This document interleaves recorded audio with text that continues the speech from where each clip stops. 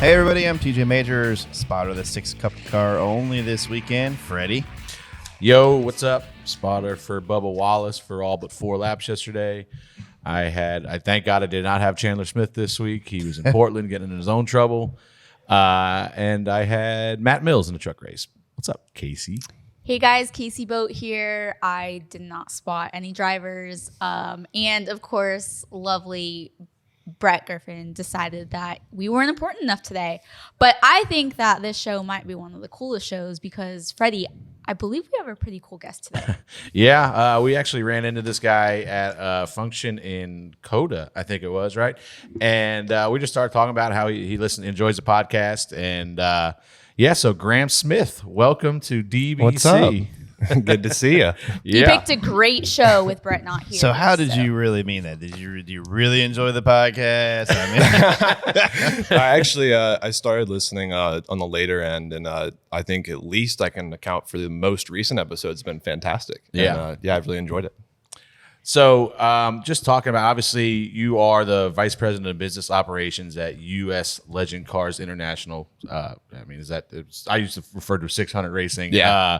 That's basically that you guys distribute all Legend cars essentially across the country, right? Yep, we manufacture and distribute all Legend cars from here to all 40 countries that we're in, or 30 countries. Sorry, 40 states, 30 countries is where we have dealers. But yeah, so let's obviously. Marcus Smith's son. We'll start there, but we can go ahead and get that out. Yeah. Let's just get that over with. The hell with him same now. Last name. Let's just get rid of him now. We don't have to mention him the rest of the show. But just talk about your upbringing. Just where you came from. Obviously, racing family for your your whole life. Yeah, I'll start off with the kind of a weird one that I didn't really care about cars or racing until I was about 16. It's my dad's fault. He not that I wasn't into it. I tried racing Legend cars. Bandoleros did pretty well. Got myself 1 win. I was pretty proud of that win. Then I tried Legend car racing, and I can point out a few guys that are in the Cup Series now that made me quit. But then I drove a Jaguar F-Type R, and I was 16, and that part was my dad's fault. And ever since then, I got the biggest speeding ticket I've ever got in my life in the first week of driving that car.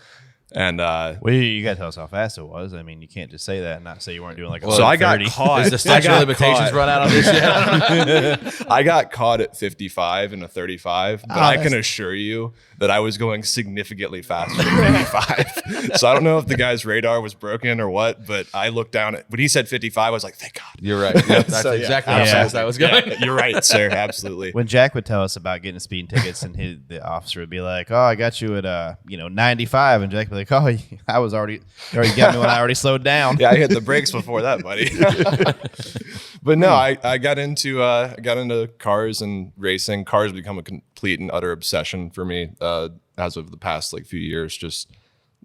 I'm 25 years old and I've owned one at a time. I've never owned more than one at once, but I'm on my 13th car. Jesus. What? Yeah, so I have a bit of a problem. I was going to say a little bit of impulse. Yeah, well, it's that one's pretty cool. I could probably trade this in for that, and then I got that one for 2-3 months, and then I'm bored again. And so you own them all at different times. You don't own 13. Yeah, no, I didn't own all 13 at once. I don't have that kind of money. No, that's interesting. I mean, you might drive by a car later today, and maybe never know. Maybe I actually don't own a car right now.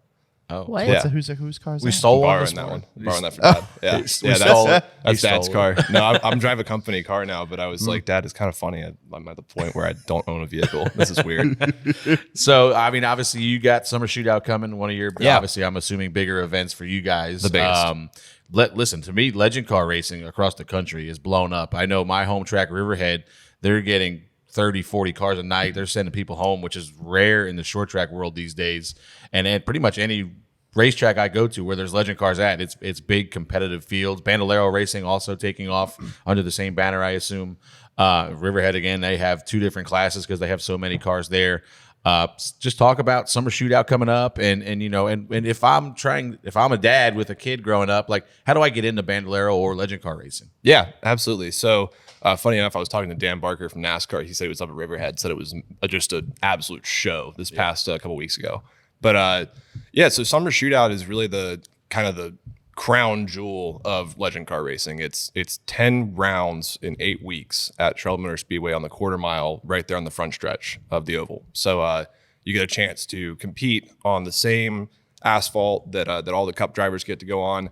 And I tell people that these kids treat summer shootout like Rick Hendrick is sitting right there in the suite, and he's like, I want that 8-year-old. Like that's the one I want when he's ready to drive a Cup car. That's the one I want. So these guys, they drive that way, and it's really competitive, and it makes for some really awesome racing. But yeah, if you're trying to get involved, I mean, look no further than if you're 7 years old or older, you can drive a Bandolero.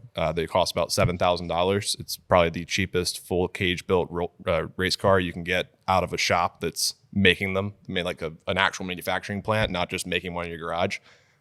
So then you've got the Legend car, which starts at $18,900, and that one is for 10 and up. And our youngest competitor is Keelan Harvick. I'm going to use him as an example because he's 10. And then our oldest, I believe if he's still out there racing right now, it's Nelson Stewart. It's Tony's dad. He has been racing dirt Legend cars up in the Midwest, just running them still. So we pride ourselves in having the oldest and youngest competitors. Yeah, you go out to the summer. I always make it out there at least once or twice. I had to go last year, I think it was, because Tommy Baldwin got suspended for about 3 weeks, and I had to go take his kids out there.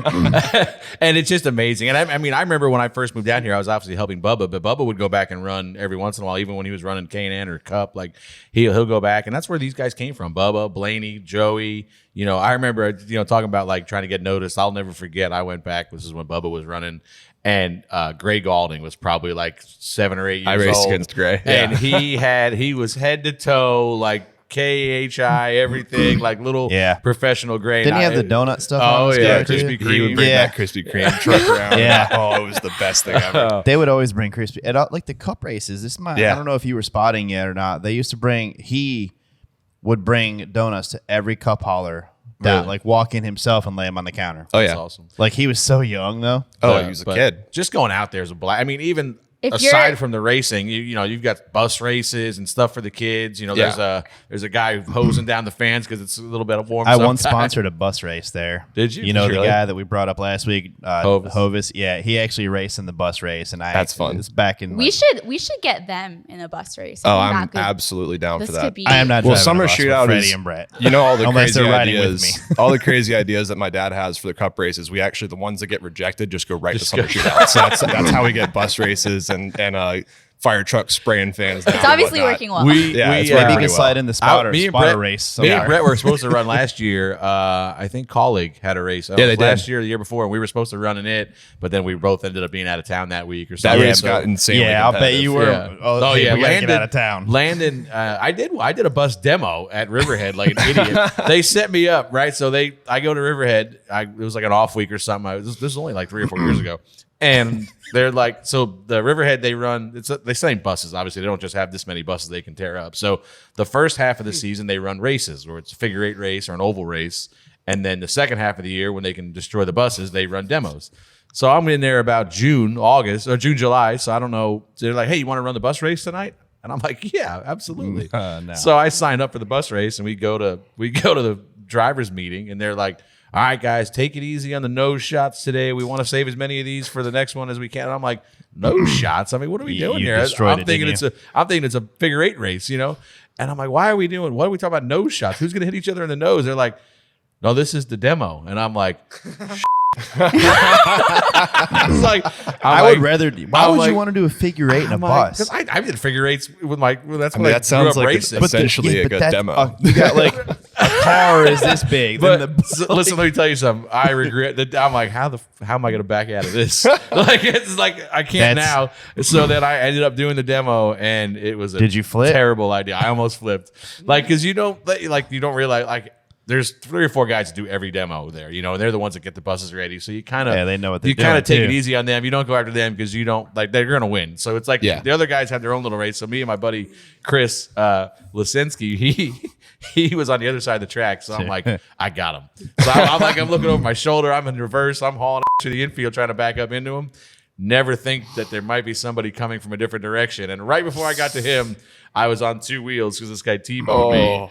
And then that one, the worst shot though, is when if you hit like rear bumper to rear bumper, Don't ever it's do that in solid, a bus probably. because it does not move. I thought my head was going to fall off my shoulder. Yeah, and there's no headrest. No, I'm sure you had a It's neck brace lap on. belt. Yeah, Yeah, so we'll get you guys signed up for the bus race. Clearly, Yes. you're very I'm interested. in. Yes, I'm in. please, TJ won't do it. please. No. This is a great let's idea. Go, let's go to Millbridge and But run micros We'll or put something. like I'd rather do that. The demo version though, like that's what we need. Look, we'll all race a bus and then we'll put this whole table in one. we might have to. We might Blake need to call the dirt Blake track will at drive, Charlotte. I Do you not guess. have like 3 like school car Legends cars we can run on the oval? Like I always tell anybody that wants to drive a legend car, mine is ready for you to drive. we if you need wanna 3 drive of them. it. Okay. And one big enough for We'll work on Freddie it. to get in. I Okay. saw a cool event. Where was that? Was that downtown Kannapolis Yeah, last the week? Earnhardt Outdoors deal. Yeah. Gary Earnhardt helped put us together with Old Armor. That was fun. I man. saw you Nice. taking off, driving off into one Dude, of the you saw me take one turn, then my throttle hung wide open. I pulled that thing off the track and said, "Not today." I'm like, I'm not So racing. your today. throttle hung wide open. Yeah, your car. I'm not driving your car. Well, it's fixed now. It's fixed now. I did. How big is it overseas? Do you still distribute cars overseas? Plenty. Yeah, we're big. They in road race over there a lot, don't they? a lot of road racing, but you used to be surprised like how many people are quarter-mile asphalt oval racing. Like in Europe, actually Australia, there's a really big market for it. They also pair them up on the road So courses. do you build the cars and ship them, or they build them there? We do like a kit car a lot of times for those guys. Okay. We'll send everything over there, and it's like Legos, just putting it together. The car is really simple. It's designed to be simple. I was sitting at the racetrack last weekend during one of those short rain delays, and I was watching a Legends car race from the United Kingdom. Did you see this guy got hooked on a straightaway? Did you see that? I did not see this clip, but I heard about it. Oh my gosh. This guy gets clipped on the straightaway and he goes flying up this bank, and I don't know how many times he flips in the air. But it was the biggest Legends car wreck. But the racing was awesome at the road course. Yeah. Like it was really good. I remember this started. I mean, it came to Riverhead. I don't know when exactly it started. It came to Riverhead probably mid '90s, I would Yeah. say. We started in '92, so that's about right. So Donnie Leah. Donnie Leah started. was Donnie Leah was a bad at Riverhead. But like, is there any? Do you know how many Legend cars you've built and shipped? Oh yeah, you better believe it. We are, by the numbers, the largest race car manufacturer in the world. I like to say that really I would slow. assume. But Porsche is somewhere in like the mid 2000s to 3000s on like a purpose-built race car. We are about to hit 8,000. Yeah, That's crazy. yeah. 8,003 here in a little bit. We're gonna make sure. To And get is there free anybody sales. like? Is anybody else building Legend cars? Like I don't know if anybody home like. I would assume it's all you guys, right? No, other than the kit car option, the way that we have it worked out is we actually have a unique deal with Yamaha. We're the only we're actually the only people in the world with the engine deal from Yamaha. They put those engines directly in the bikes, regardless of who you are, except for us. So they send us the engines directly from the factory. So really, if you don't have the engine hookup with Yamaha, which nobody else does, you can't just build one like you could build like a crate. I'm sure motor. 8,000 engines probably does a pretty good deal for them. Oh yeah, absolutely. And They're, listen, this to me is modern day what go-kart racing was for me back in the day, because there was no, you between Legend cars and Bandoleros and then Millbridge or the outlaw stuff.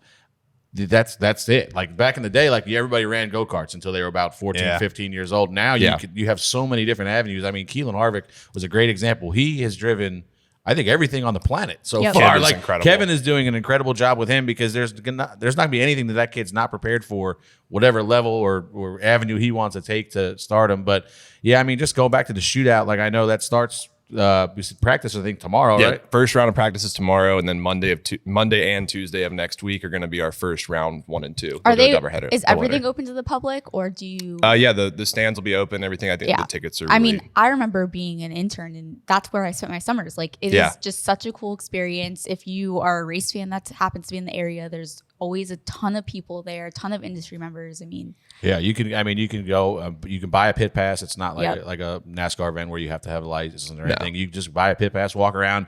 I suggest you walk around, because you'll be astounded. You'll watch a car on the racetrack and go, wow, that guy's hauling ass. And they come in and it's a 10-year-old kid driving it, and you're like, oh my God, what, So yeah, I'd for sure get out to the shootout next week, or if you want to go for practice tomorrow, but definitely the next, and you run 10 weeks in a row, or so 4th of July? 8 weeks, 10 rounds. Yeah. So yeah, I think 4th of July we actually do race. But yeah, we'll have 2 doubleheader weekends, one of which is the first one. And I think there's another one mixed in there somewhere. I think it usually is round 8. That's awesome. Well, I appreciate you coming and talking a little bit of Legend car racing. Yeah, and come by the But- shop too. We're in Harrisburg. If you want a tour, I'll give it one to you. Yeah. Yeah. Personal. Yeah. But I know you really came for all the fun and excitement that I came is here to talk with y'all. DBC, So man. let's kick this off. Let's get into it. With, I guess St. Louis. Oh, Not that I want to talk about it. I mean, I don't think TJ wants to talk about it either. If I'm being completely honest. I got to tell a funny story. So we're sitting there. We run 3 laps and then went into a 2-hour no rain delay, and we're just watching this clock. We have a clock. We have a link to the clock that is the lightning clock, and there's 40 of us up there, or 36, I guess, looking at this clock, and every 10 minutes it would reset back to 30. And then one time it got all the way to like 6, and we're getting excited. Like everybody starts saying 30. Like, son of a! So it just keeps going back and forth. So I don't know. It's probably 2 hours. I feels like. And how long was the red flag? Anybody know? It had to be just under 2 hours or right at it. It was a while. So TJ says to me, he's like, do you know what's going to suck? He's like, something like that, you sit here for 2 hours and then you end up getting wrecked on the first lap or something. And it's like, damn it, I sat there. So then, of course, we run about 20 laps and I hear his car drop a cylinder. No, it wasn't 20. It was like 5. Oh, really? It was right after we went back. Yeah.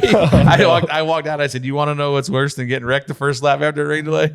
Dropping a cylinder and riding around for all day long at half throttle. Oh, man.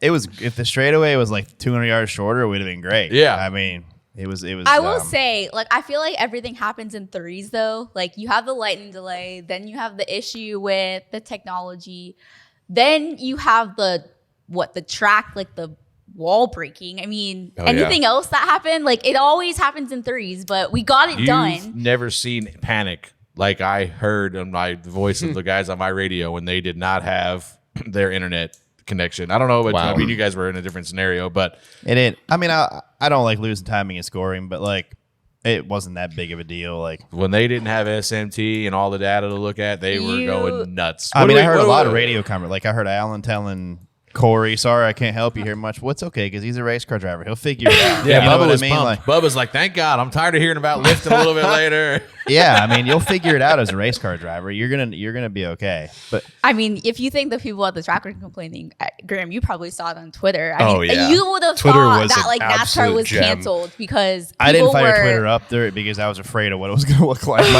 My favorite one I saw was Worldwide Technology Raceway, and like they were like, this could not be more fitting. Like, it was just perfect. I feel like maybe it is in threes with Casey because I feel like I've been to Gateway twice. The powers went out. Now the internet's went out. Or the TV went out or something. So maybe that's the end of it. Yeah, hopefully. I don't know, but I do think that everyone handled it well as far as making sure everyone was communicated what was going on. Like it was not Fox's fault. I know NASCAR released a statement saying that there was an off-site fiber connectivity failure that briefly interrupted is that television 2 words and radio. Or is that 1 word? What? Connectivity. That's 1 word. That's 1 word. What? It sounded like she said it in 2, didn't it? It was a long word. She had to take a break. Brett. I was just saying. So Casey? I think it was kind of cool going back to old-fashioned tracking, but yes, Twitter was pretty hilarious based off of. It didn't hurt. Like they kept the race was not hurt by it did. Really at all, so. They did a great job. Yeah, in Gateway, like I thought the facility, the traffic patterns, and the parking, and the way the way all the fan stuff was laid out was really good, man. Like they have it. They did a really good job. Curtis and his team do a great job. I feel like every event. I mean, I was there for IndyCar and Indy Lights, and I mean everything outside of the walls was fantastic. Yeah, the race itself was not. But that's not. Let's get into no, that's not. It's not. Let's get into that. So, what aspect do you think? I mean, besides a few key scenarios when it comes to the car, I mean, what would you think should have changed? I think that I'm not sure why they didn't. I guess it was because it was just over a mile, but we definitely probably should have brought that newer short track package there. Just make the guys have talked about the cars are more on edge. It's a little bit harder to drive with that package. So, obviously I know it's a quote unquote short track package, and this was over a mile. But that I think that package would have lended itself a lot. We run it at Phoenix, and this place it's kind of similar there. So I think that would have helped a lot. It was or I don't know if you do know, you only ran. It was really hard for you to pass. But we did pass some cars though. It was it was just super hard to pass. You could see you have a restart, and guys kind of got settled in wherever they were. I mean, in the beginning though, on them restarts, some of them restarts, I looked I mean, it was the opposite of the spectrum for me. So I would glance up there, and Larson, they were side by side for a couple laps and then restarts a little bit, I thought. Yeah, like, on a restart. Yeah. But, like, what I don't like is they're, like, we're still downshifting in 3 and 4. Like, sometimes double downshifting. Yeah, not all race. Some guys, I think they quit doing it as much in the race. But if you're going all the way to third gear in a corner, I mean, it's just like Martinsville. I've never seen a car. I specifically remember seeing Tyler Reddick just stop in the middle of the corner at Martinsville and just downshift and hammer down off the bottom of the corner. Like, that's, I don't know how you're going to have passing when they're doing that. You know, when you're stopping in the middle of the corner and you have enough gear, you can just downshift and take back off. Like, where's you can't tell a guy getting to a good rhythm because they're not, I mean, you can't, it's super hard to spin the tires on exit. It used to be 10 years ago, you could spin them the entire straightaway at Martinsville if you wanted to. Now there's they don't fight rear grip like they used to. The things are so gripped up, and when you can literally see the car when they hammer out, you can see it just like dig in and take off. And I don't like, same thing at Gateway. It's just magnified. It's just a bigger track where they're doing that. And I think the racing is close. I think if they could get rid of that, if we could take away some of that, because to me, that's just a Band-Aid for having a bad corner, the downshifting, right? If you have a bad corner, you can just hit a gear and go. But I don't know. I mean, it's just, I didn't think the race was terrible. I thought it was cool that the track, the lanes moved during the whole race, you know, kept getting higher and higher and higher, which made it good. And then I saw Kyle run down Blaney. Blaney's running the top in 3 and 4, and Kyle's running the middle. So it's good to see different grooves come in there. And it's definitely a unique racetrack that has some character to it and it's not the track at all. Yeah, well, I mean, just we'll talk about watching it on TV. Well, I mean, yeah, I mean, like the track looks super interesting. I mean, given how low the banking is, and you seeing the rumble strips there, you're like, 1 and okay, 2 is like, banked pretty good. Oh yeah, 3 and 4 is kind of flat. But seeing how they approached it, it looked a lot more like a wide road course turn than an oval turn, and it made the car. I mean, it really showed off, like you're talking about. Those cars have so much mechanical grip; it is just out of this world. So watching it there, I think it definitely shows the characteristics of this car even more. But yeah, I felt like the restarts. The restarts were always exciting. Granted, at the end you had like 15 of them in a row, which made it a little less exciting. But yeah, did you notice this? And I actually am cringing thinking about what comments are going to come. But pit road, how narrow it is, and how you can only do like it's really long and narrow. I was listening to Rudy Fugle on Sirius this morning, and he was like, if I could change one thing about that track, it'd be expanding or making it wider. I know, about 10 feet. I hear you, Rudy. I know. I was like tempted to not bring this up, but that's something that I noticed during the broadcast, which, you know, they didn't really cover it as much. And obviously we had some pit road issues with a crew member getting injured. But I think, you know, you can't say that. What? Not you. I didn't say it. Not you. I'm listening to Rudy's comments. And I know. It's literally Rudy. Okay. Listen, and just to touch on that quickly, we talked about that I think last week on here. You said it this time. That makes it wider. But the reason why I didn't get back to go like dissect it much, but the 3 and the 43 coming to pit road, we talked about last week about if you're following a guy that's in the box right in front of you, you have to, you know, leave a car length or so to give your guys room to run around the front of your car and behind that guy. And I don't think that happened there. And unfortunately, Eric hit his own guy, which I'm sure he feels terrible about. I got a pretty good update last night because he's a Toyota pit crew guy. So obviously they're all on our plane. And they said he was alert, talking to everybody at the hospital. They were running some tests. His crew guys were texting him and stuff. Yeah. I did hear that, unfortunately, his backpack had the rental car keys in it that went to the hospital. So then the guys at the track didn't have rental car keys. So I don't know how they worked that out. But, but I think he's doing better. But that was another instance we talked about last week. When you're following a guy down there, you got to leave room for your guys to get, you know, around there. And it's just a little too tight. So let me ask you that. This goes back, and your buddy Dennis last week brought up the pit road thing.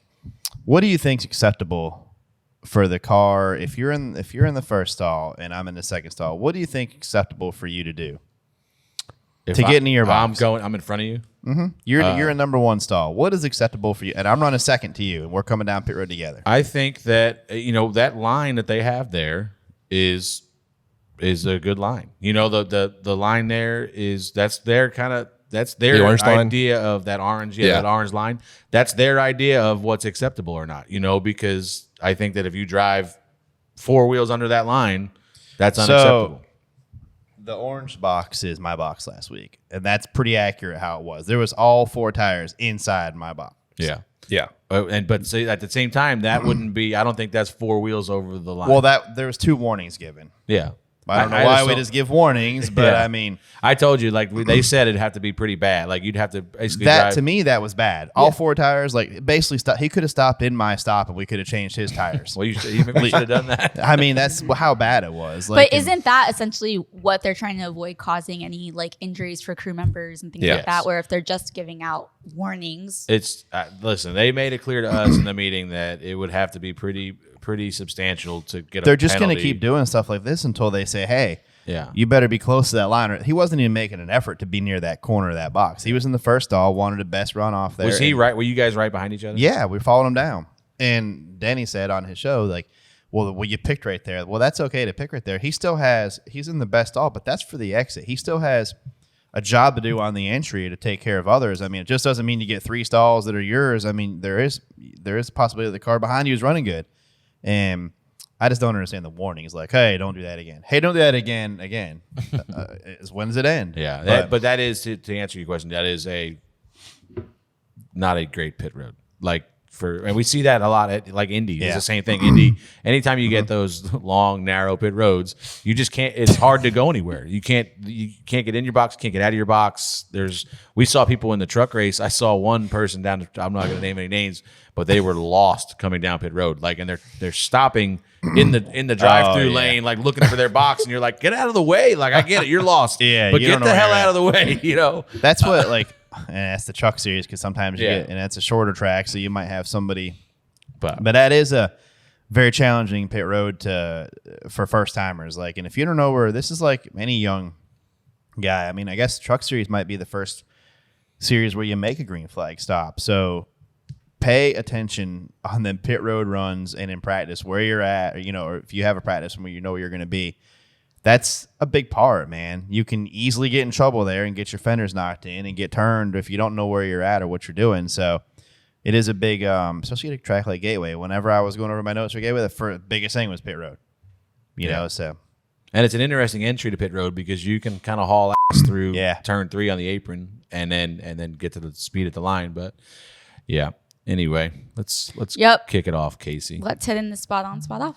First topic, Phoenix will once again host the NASCAR Championship weekend for all 3, Cup, Xfinity, and Truck in 2024. Graham, spot on, spot off. I like Phoenix. I think it's pretty cool. I mean, it's not one of our tracks, so I'm not able to tell people that I love it necessarily. But no, I think it's a cool track. I think it's interesting.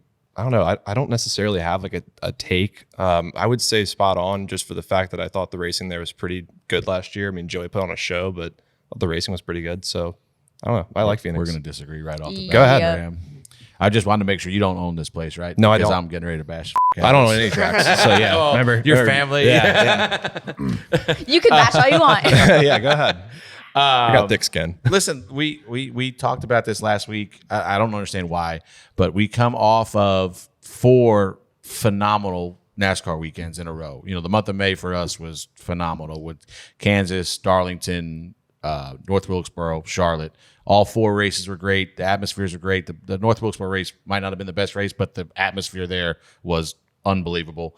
And then we celebrate that by announcing that we're going back to a racetrack for the championship race that Jamie McMurray came on here and said that we haven't had a good race there since 1989, and he's not wrong.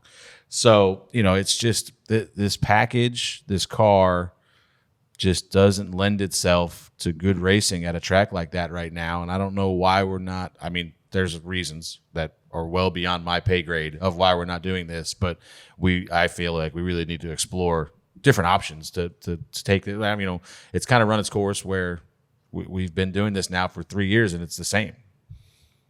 I am I don't mind the racetrack. I guess I'm spot on because I do think the racetrack to me, I really enjoy the truck race there. It's exciting at the end. I mean, if you get a late race, even Xfinity cars there are great. Like if you get a late race restart. No, they're fun either because you're not manipulated by the air as much. You can move a little bit and not like you in a cup car. I feel like, if we were leading, it'd be really hard to get around us. I feel like we can make it super hard, even like if you look at Kansas a few years ago when Joey was leading and we held Harvick off, who was literally legit 0.4 a lap faster than us. We held him off for 45 laps, and that was just because we knew where he was going to go. We just planned ahead for the corner. I mean, Joey did a great job navigating that as well. But I think Phoenix can put on a good race. I just think they When's need. That you gonna, need. Jamie need to Murray have, said it's been since 1989. You need to have quite more a while. tools, and I don't think it's been that bad. I mean, there was one race that ended short by rain there that I thought was really great. Dale Jr. won, but I knew that really, race wasn't restarting. was. As soon as it started raining, I went to my car. I was like, "This one's over." We were Congrats, on the Dale. way to the airport after everything, and it was still raining. So Right. Even Gluck tweeted like 2 hours later and said, And- "Hey, just so you know, it's still raining here." And the fact that it rained in Phoenix, I mean, Yeah, Well, it was yeah. just they When had, Dale was Dale leading. turned sprinklers on. He paid a helicopter to fly over the racetrack. But I mean, I think it can be a good race. I just think the car limits the guys. I mean, if you look, you got to go there and execute though. Still, like Joey had to go and execute last year. To win a championship, you got to run the perfect race anyway. You got to go there and have a fast car. You got to go there and have great pit stops. You got to have great restarts, and you can't have anything wrong all day. I mean, you're just not going to win the championship if anything like that happens. So, you're still going to have those guys battle it out, and yeah, they might not be 4 wide like a plate race, but you're still going to see the best of the best bring their best, and it's more difficult track to pass on. I am of the opinion that I felt like when we ran Homestead all those years, I feel like the best car normally won the championship. Because you could maneuver around, you could run different lines.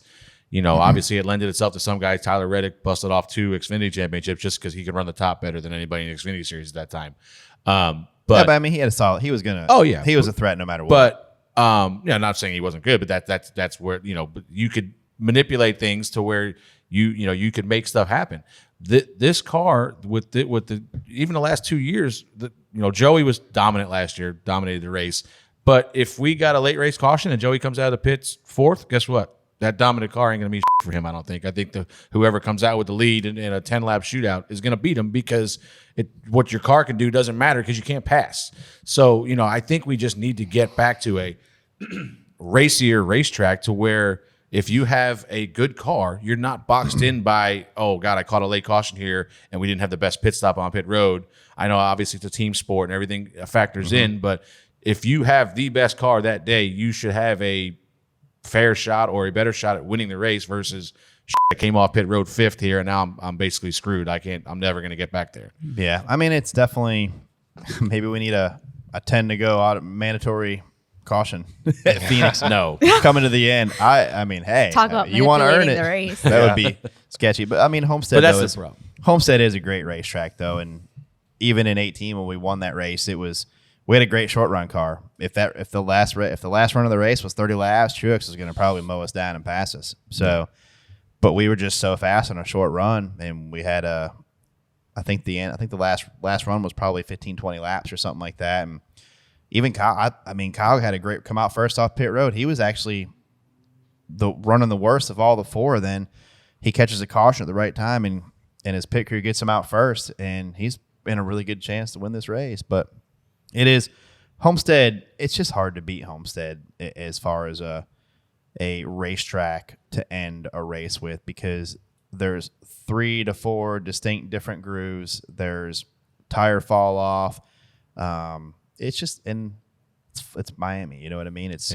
I mean, we've been proponents on here, and I love short track racing. That's what I grew up doing. We were we said for years, move it to Martinsville or move it to Bristol, and then you'll see a real show.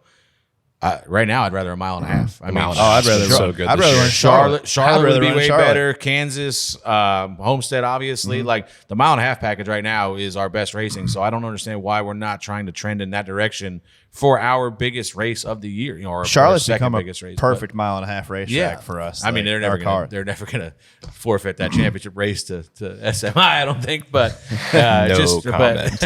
yeah.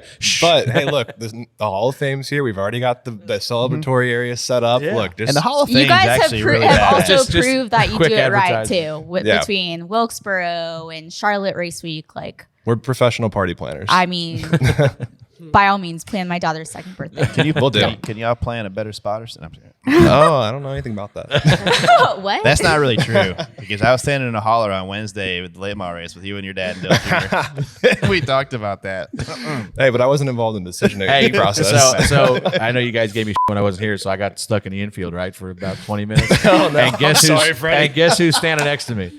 This fucking idiot. So Yeah, but he's like, Okay. he's He like, wasn't- he's can like, I I need to get explain? something really important, and I'm like, okay, what is it? And it was the keys. It was the keys to the moonshine shack. So that was very important. Clearly, it was very important. He ran like somebody. so that's why they delivered- opened the crossovers. That. Thank God Graham was there. I'd have been screwed. I had to get some very important materials out of there. Just But so Graham, you know. you must be the reason why Freddie didn't show up the next day to the podcast No, either. that had nothing to do with him. That wasn't me. I guess it wasn't me. That wasn't you. All That right. was on me. Speaking of cars, I saw your dad had a really nice car there. Oh yeah, the Bronco. Oh, that thing was Yeah, awesome. that thing looking. is sweet. He's It is. obsessed. That thing is awesome. I think he so the funny thing about the Bronco, like just a quick story on that. He sold his last like childhood Bronco to get my mom's wedding ring. So he told himself like, okay, one day I'm gonna have the Bronco. Not just like go get one and fix it up. Like we don't work on cars. We're not good like that. He's like, I want to get one that's done up the right way. So the first place that he ended up finding one that was really cool was eBay Motors. He ended up doing a really cool EcoBoost engine swap on it. So it was like a Turbo 4. It sounded like a rally car, but it was a Bronco, which was pretty cool. And then eventually Icon out in California, he found this this really cool blue one. And Yeah, and then you haven't gray one, seen too. it. It's Yeah. pretty sweet looking. It's sweet. He parked It's right like at the older, front. like an older body style Bronco. It's a Yeah. 73-ish body style, okay. but I'm Yeah, telling but you, you look like, inside, you it's could like- not tell. Oh yeah, no. I just meant it wasn't like the new one that they just came out. No, with. Yeah. no. It's pretty sweet, man. It's awesome. pretty- That's Yeah. awesome. Yeah. Spot on, spot off. Corey Lajoie fills in for suspended Chase Elliott and finishes 21st. Freddie. Yeah. So obviously, going back to last week, we said that Chase probably needed to be suspended, and he was. That's part of it. Congrats on keeping your hard card. I get to keep my hard card. They stay consistent, and listen, this was Corey's chance, and I don't know, man. I don't know if Corey had some extra nerves going into this, or I mean, obviously it's a big deal for him jumping the 9 car, Napa all over, Napa team. But man, he got off to a bad start. I think I heard him miss a shift in qualifying. Then he got in the fence in qualifying. Maybe he got in the fence twice in qualifying. Then he hits the kill switch to start the race yesterday. So I don't know if it's just, what was going on with that, if it's just built up nerves or nervous energy or what that was. And obviously, I think he would agree he didn't run well yesterday. But listen, Chase finished 21st there last year. And I don't know where Chase ran all day, but when I looked up at the beginning of the race, Corey was in the back, but so was Larson. So Yeah. it wasn't like it wasn't like the Hendrick cars were all up front dominating and Corey's back there, struggling.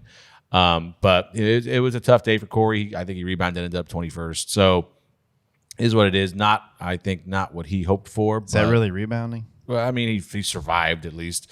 A lot of us didn't survive. So, at least, but I mean, he didn't run 21st all day, I don't think. I think he That was No. definitely a high point. yeah, like he was high 20s. Yeah, he was high 20s, maybe 30, early most of the race I saw Attrition. that he was back there. He got all them tight rotors and But stuff. Yeah. I mean, he made the most of it, and unfortunately for him, and to double down on that, unfortunately at the same time, Hocevar Did runs well. unbelievable in the 7 to start Dude, the I race. think he was like 16th when he broke Yeah, or he's about whatever. 15th, 16th. He was right behind us. Yeah, I know Yeah. we loved. I'm spot off. I kind of had. I don't know. I thought Corey would get in there and just be more of a natural fit and run, top 10ish.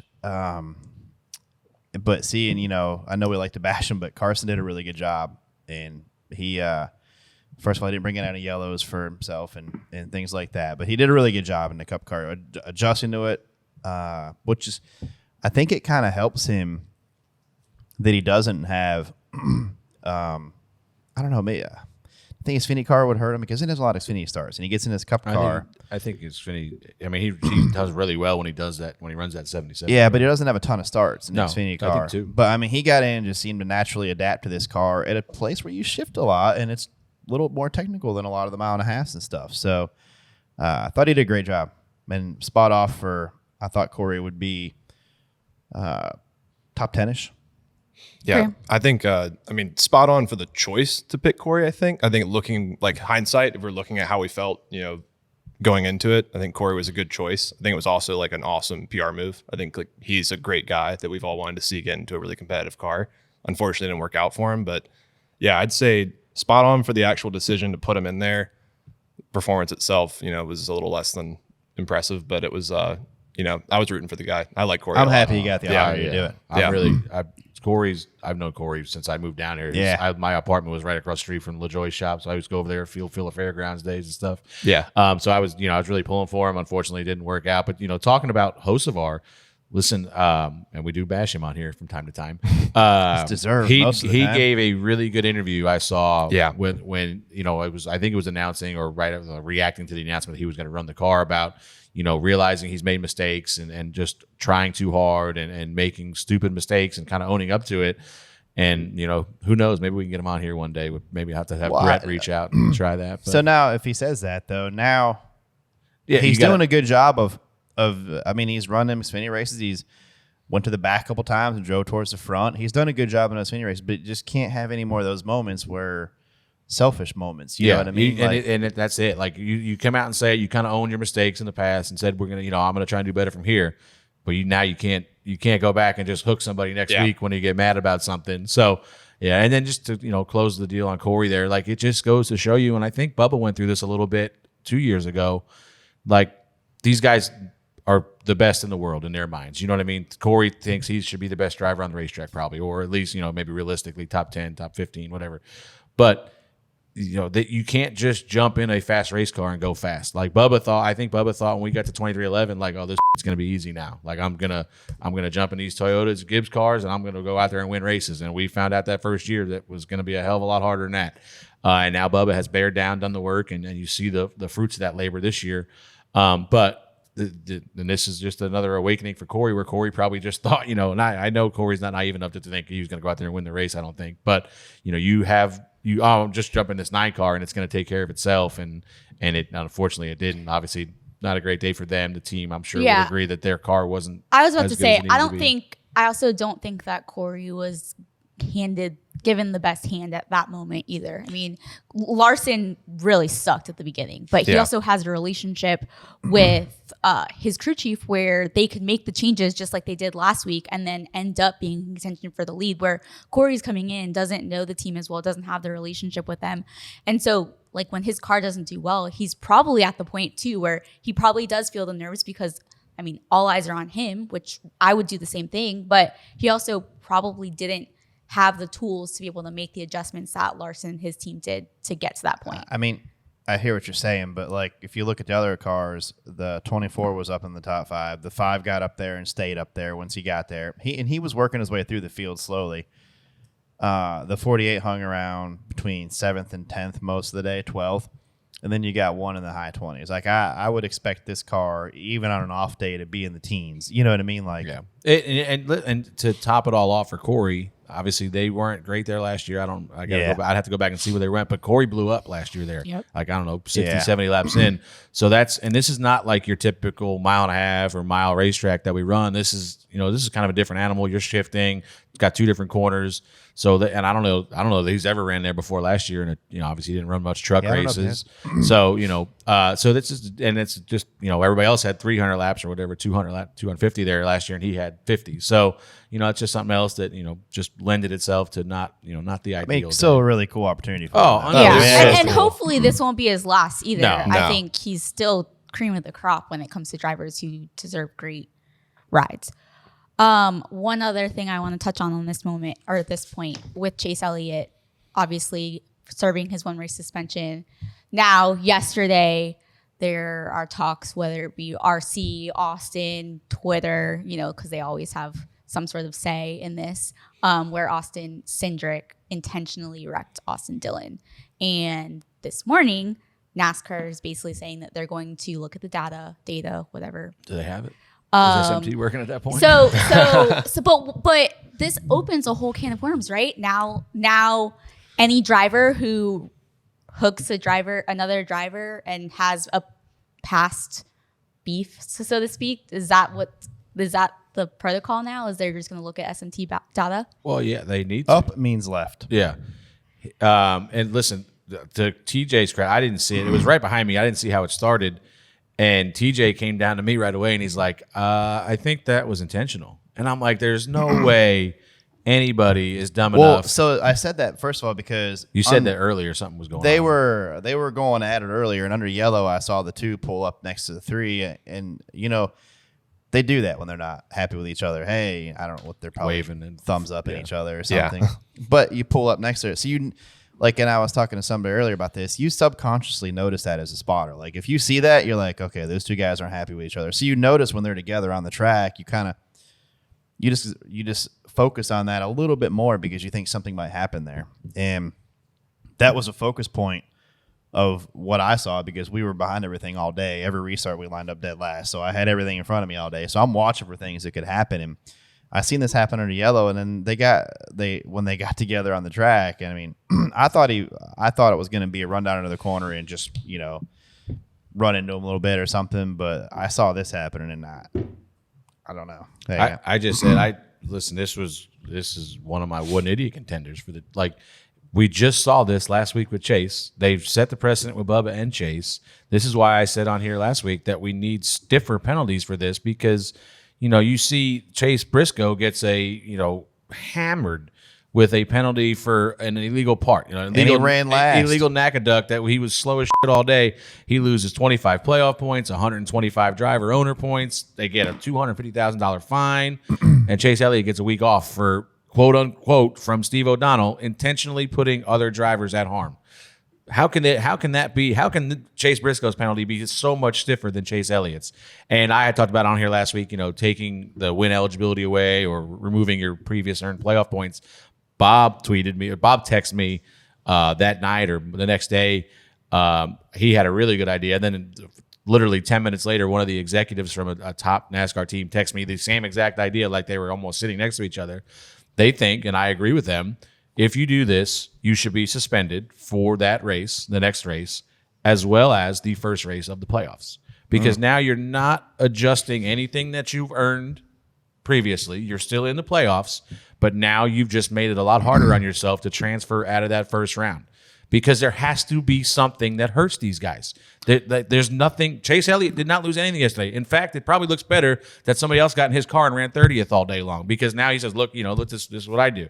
So, you need something to hurt these guys, and the only thing that hurts them is the playoffs. That's it. What if the guys had a bad year, has a penalty, is a very competitive car, but gets a penalty at the beginning of the year, and and doesn't have a run at the playoffs, and it doesn't really stop him then. Well, it stops the playoff guys from doing it, but it doesn't stop him from doing it. I know what you're saying. But that guy's not going to run all. He doesn't know all year. What's to stop host of our part-time guy coming in here and getting mad at somebody and just saying, well, okay, suspend me. I'm not even running then. Well, no, did nothing. But that's my point. Like you have to. There's got to be something that says don't do that. Yeah, and I mean, obviously, you're going to be suspended no matter what. We've seen that now. Like if you intentionally right hook somebody, you're definitely getting suspended. I just think they need to go a step further because, like I said, Bubba's suspension didn't deter Chase. Now Chase and Bubba's suspension obviously did not deter Cindric. So now we have to go another step further somewhere and figure out what that penalty is because except Bubba and Chase. What? Oh, that's I'm saying, I thought you meant they individually. So it's just we have to figure out a way to go another step further.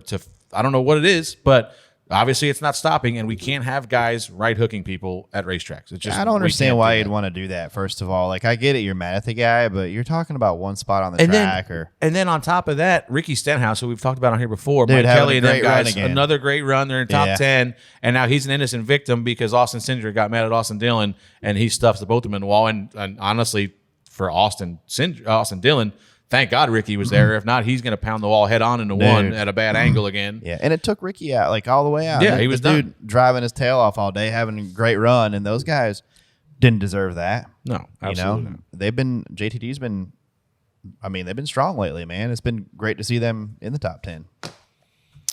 On a similar topic with the truck What do you have series- as somebody on the? Hold on one second. I'm You're sorry. good. As somebody on the track side of things, obviously, if you've got a rave, we're going to Charlotte next week, and you don't want to see Chase Elliott suspended. Like, where No. would you sit on something like Like that? when we didn't have him in Atlanta, Yes. his home state. Yeah, that wasn't great. I think there's a pretty delicate balance of promotion and safety, and Dad and I both. I think part of it being because I did race growing up and he raced growing up. Granted it was short lived, but there's a respect for safety on that front. I don't want to see anybody get right rear hooked. That's especially traveling at the speeds they're traveling. It's something that no one wants to see, and I think you got to make it hurt if you're gonna do something. I think it's a good point from both y'all's ends. You have to make it something hurt. Now, what that is, I don't think we're clear because clearly it's being repeated. But I know that with Legends, like the bare minimum for any unsportsmanlike contact is or any sort of like unsportsmanlike, if it's words, if it's physical in the pits, it's a 2-2-2. So it's 2 weeks suspension or 2 weeks suspension, 2 months probation. So you're on their watch list. And then, if you do something within those 2 months, it could be way worse. And then $200 fine. So that's immediate. Like, hey, I right hook you on the track. And the first level of that is a 2-2-2. Granted, if I want to make it hurt a little bit more because you're a repeat offender and it happens within that 2 month span, boom, all of a sudden it's a 3 week. It's a 3-3-3 or a 4-4-4. And we try and make it hurt every single time more, especially if it's a repeat offender. Yeah.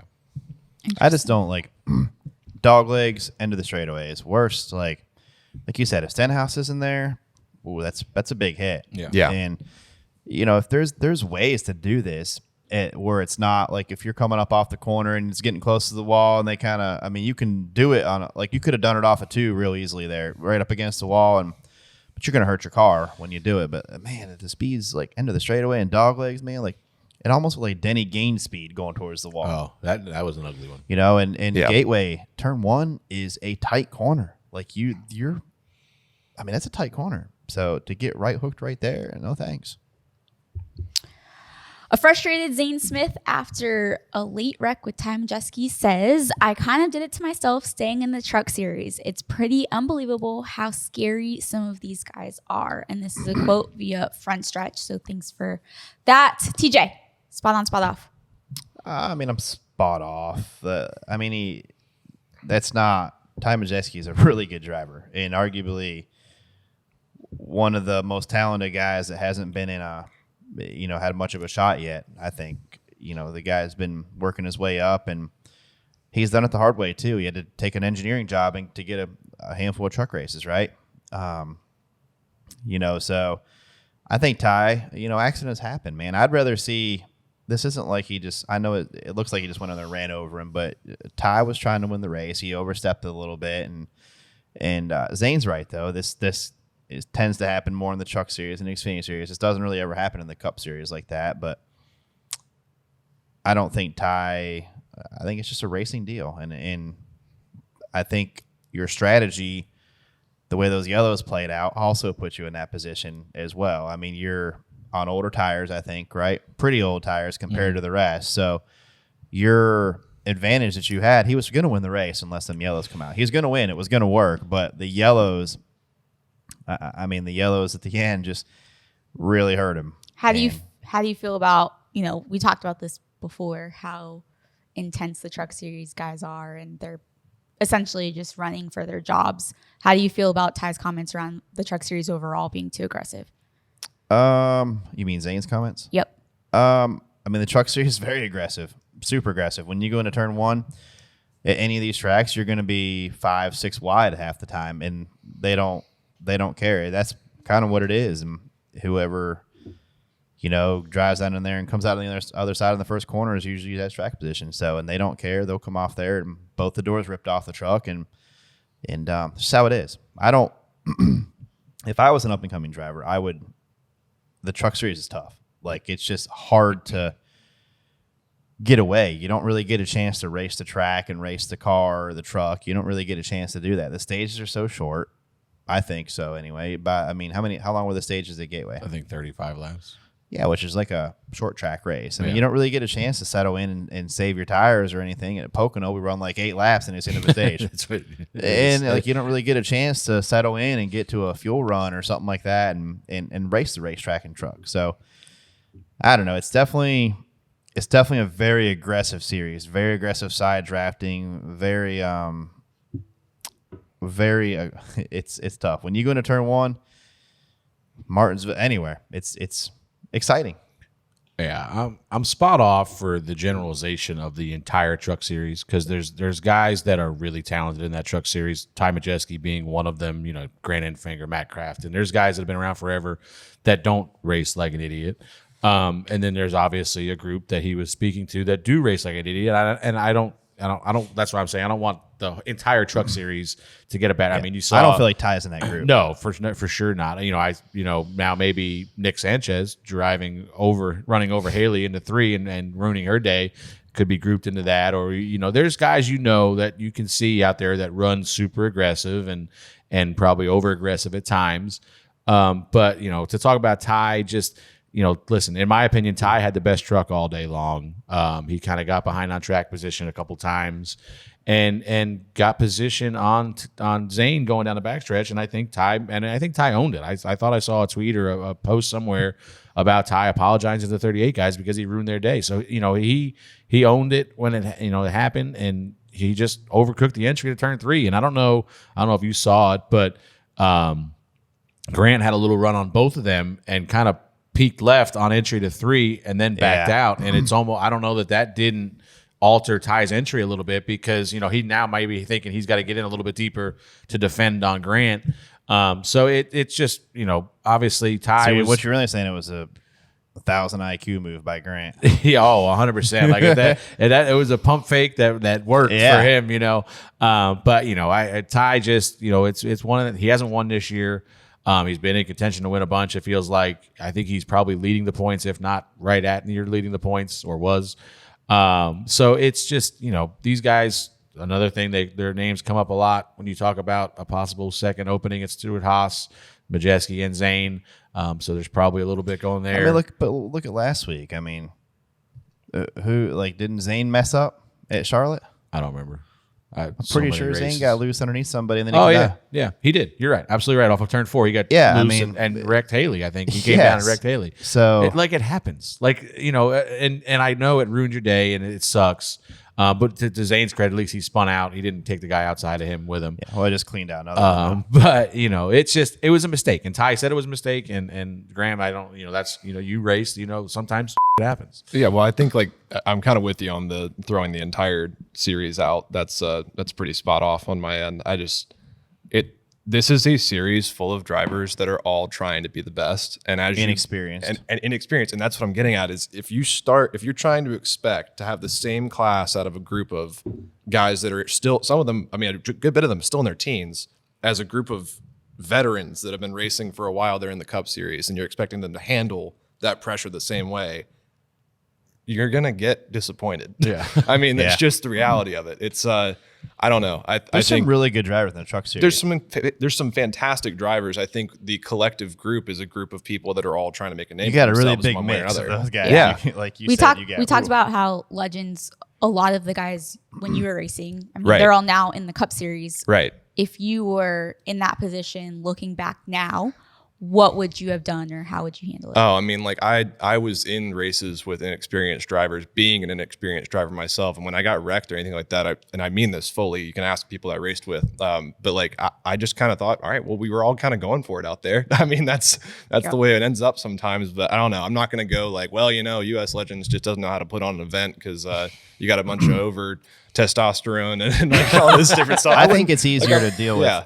this wreck than just getting run over like Haley did, though. Yeah. You know what I mean? If Yeah. you get just a guy over driving the corner and, Absolutely. like it's easier to handle. I mean, these guys are going for the win. They know which one of them probably comes out of that corner. And with in front. experience, you learn how to handle it better. That's just the way it True that. works. Well, that's True why that. you're in that series to learn, Yeah. right? Although Yeah. talking about the Cup Series doesn't seem And like I some of think- these guys have handled it pretty well. I think that, and it's obviously case by case, but like if Ty came out and say, yeah, it's that 38 put it on my door and I had no choice, then you can get mad at him. But Ty comes right out and says, listen, I screwed up. I was going for it. And like I said, he had the best truck all day long.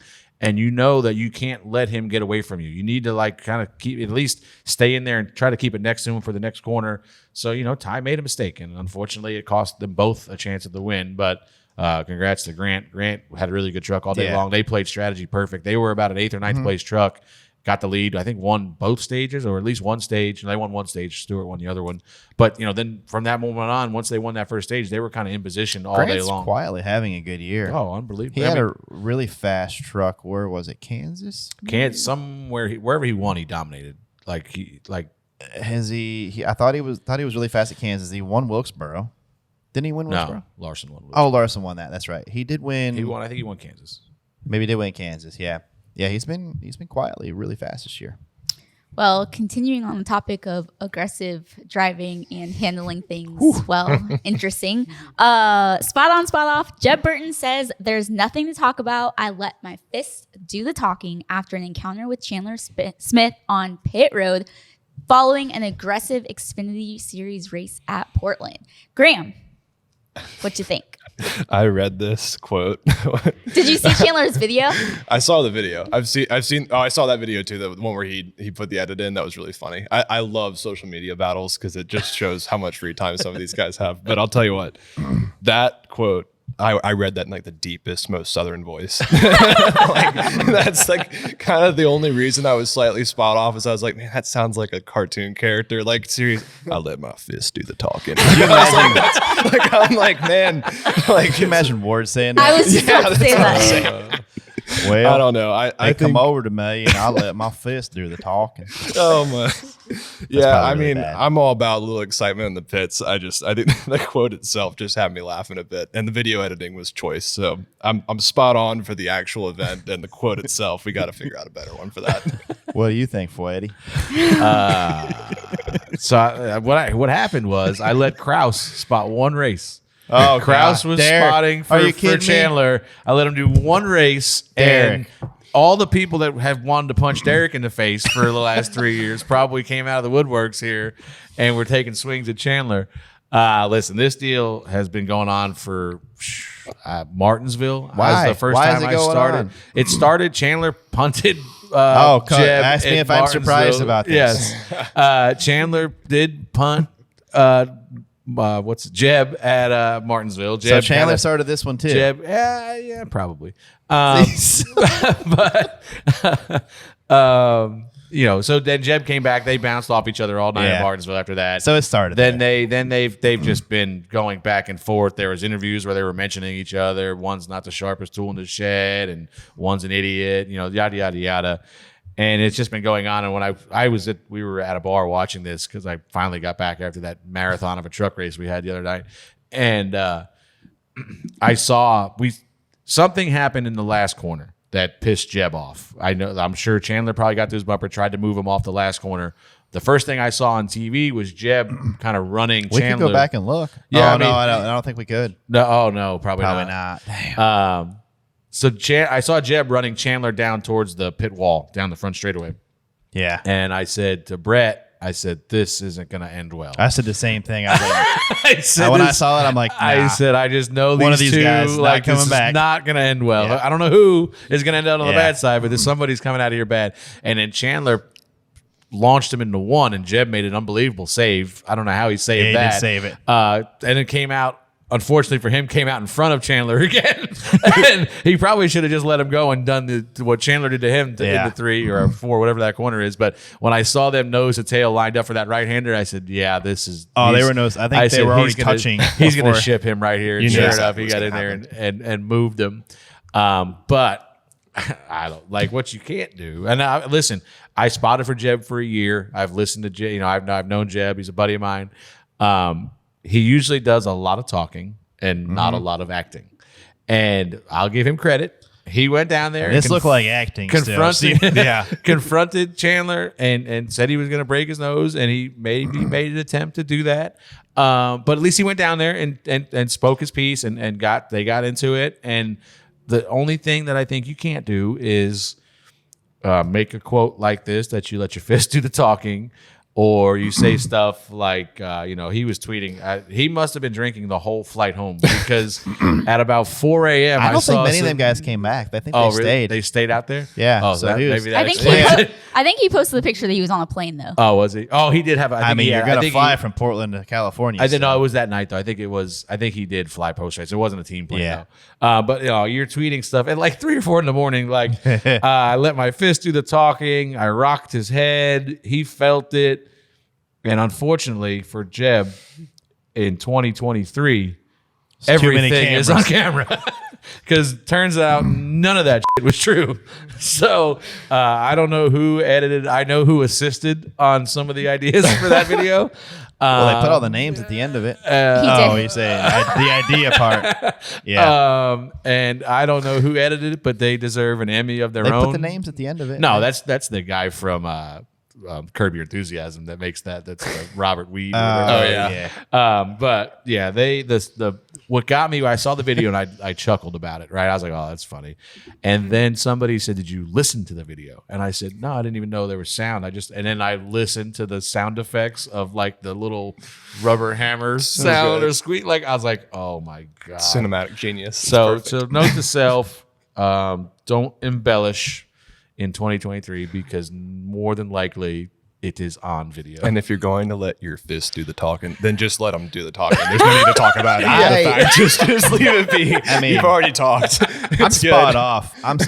I mean, I'm spot on for Jeb actually doing more than what most drivers do when he's mad. And and going down there and look, if you're gonna go down there and do it.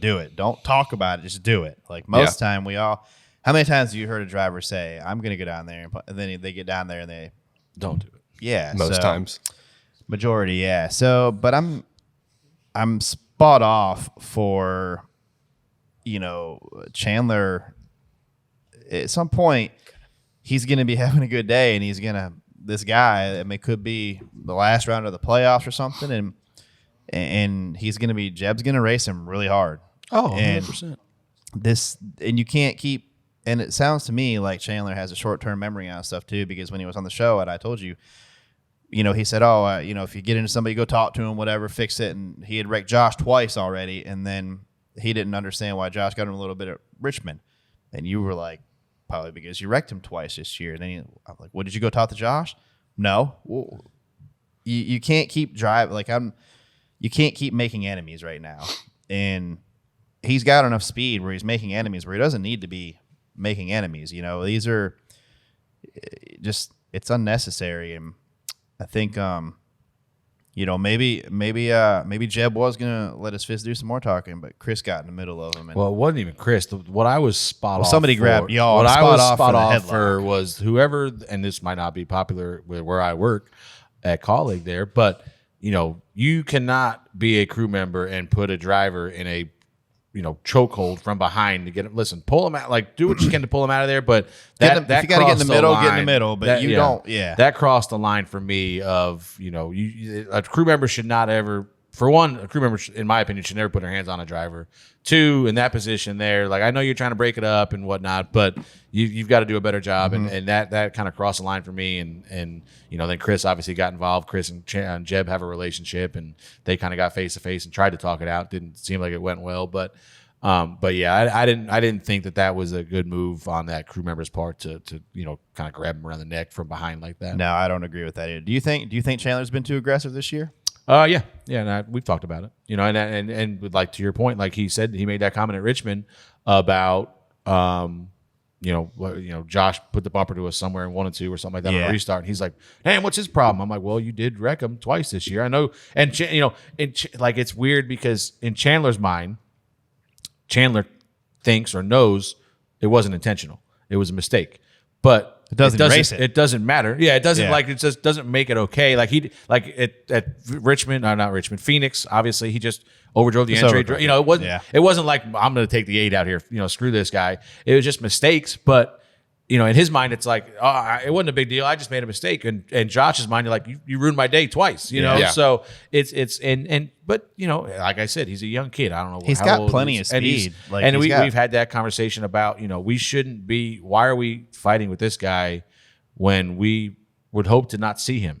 You know what I mean? Like Jeb's performing very well in that car, but on a weekly basis, we should be outperforming him. You know, just you know. But that's what I'm equipment saying. and Like stuff, yeah. eventually, you're going to get to a point where he's having a really good day, and Jeb's not going to be having a good day, and Jeb's going to get loose. And Yeah. Oh, and Jeb's listen, especially now that like this isn't gonna end here. Like this is gonna go on we're just forever. getting started. You know, yeah. It's and that I know both of these guys. hey, and I neither will one tell of you them are gonna let this: it at go. least when they hit each other, it's just a spin out or something like that. At least they're not getting right hooked into a wall. Yeah. True And that. then that's the You thing know. when they give it to it like we move Jeb. I don't mind battles like this. Yeah, like Jeb's kind of an eye for an eye guy. What I saw, you know, like we went to turn 1 and punted him up the racetrack, and he tried to get to our bumper and do the same. It wasn't like he Yeah, I blew don't- the corner and tried to wreck us. Like he tried to get to our bumper and punt us back. Like and I think I'm perfectly fine with that. yeah, type of racing. 100%. That's like, racing. and like down the backstretch there, like all I'm saying is you're getting it back. Like be ready, you know, because it's Yeah. coming. You know, and then you deserve it at that point. And I think at that point Chandler knows he deserves it. You know, he kind of overdrove entry to defend against Jeb hopefully not being able to get to his bumper. So it is what it is, and we'll be fine and move forward. I think but- it's worth mentioning that after the race, we saw how hard Sheldon and John Hunter raced and spun each other out and went at it. And then after the race, they went down there and had a conversation and I guess apologized to each other. Hey, we're driving like I don't know what happened, what they said to each other, but it didn't seem to be. yeah. Somebody said they were fist bumping by the end of it. Like Yeah, hey, all right, well, that was dumb of us to be doing that. We shouldn't be doing that. All right, I'll stop. All right, I'll stop too. Hey, see ya. yeah. They did the fist did the talking at the end. Yeah, they. Oh boy. Oh, back to the Cup Series race. 4 drivers had brake failures over the course of the race at Gateway. Spot on, spot off, Freddie. Definitely not spot on. Yeah, it's obviously I'm no engineer, I'm no mechanic. What really pissed me off was this cost us beating TJ in the Denny Hamlin bracket challenge. Oh, man. Denny Hamlin, I mean, TJ runs around out there on 4 cylinders all day, and we end up wrecking with 4 to go, and he beats us. Which Well, credit I'm in it to- for the long run, Freddie. Credit to your team because they did a great job with waiver rounds and then obviously a bunch of lucky We got dogs at lucky, the end but- there with a bunch yeah. of cautions. But you were going to run 35th, We were 36th. 36th. Yeah. And where'd you end up finishing?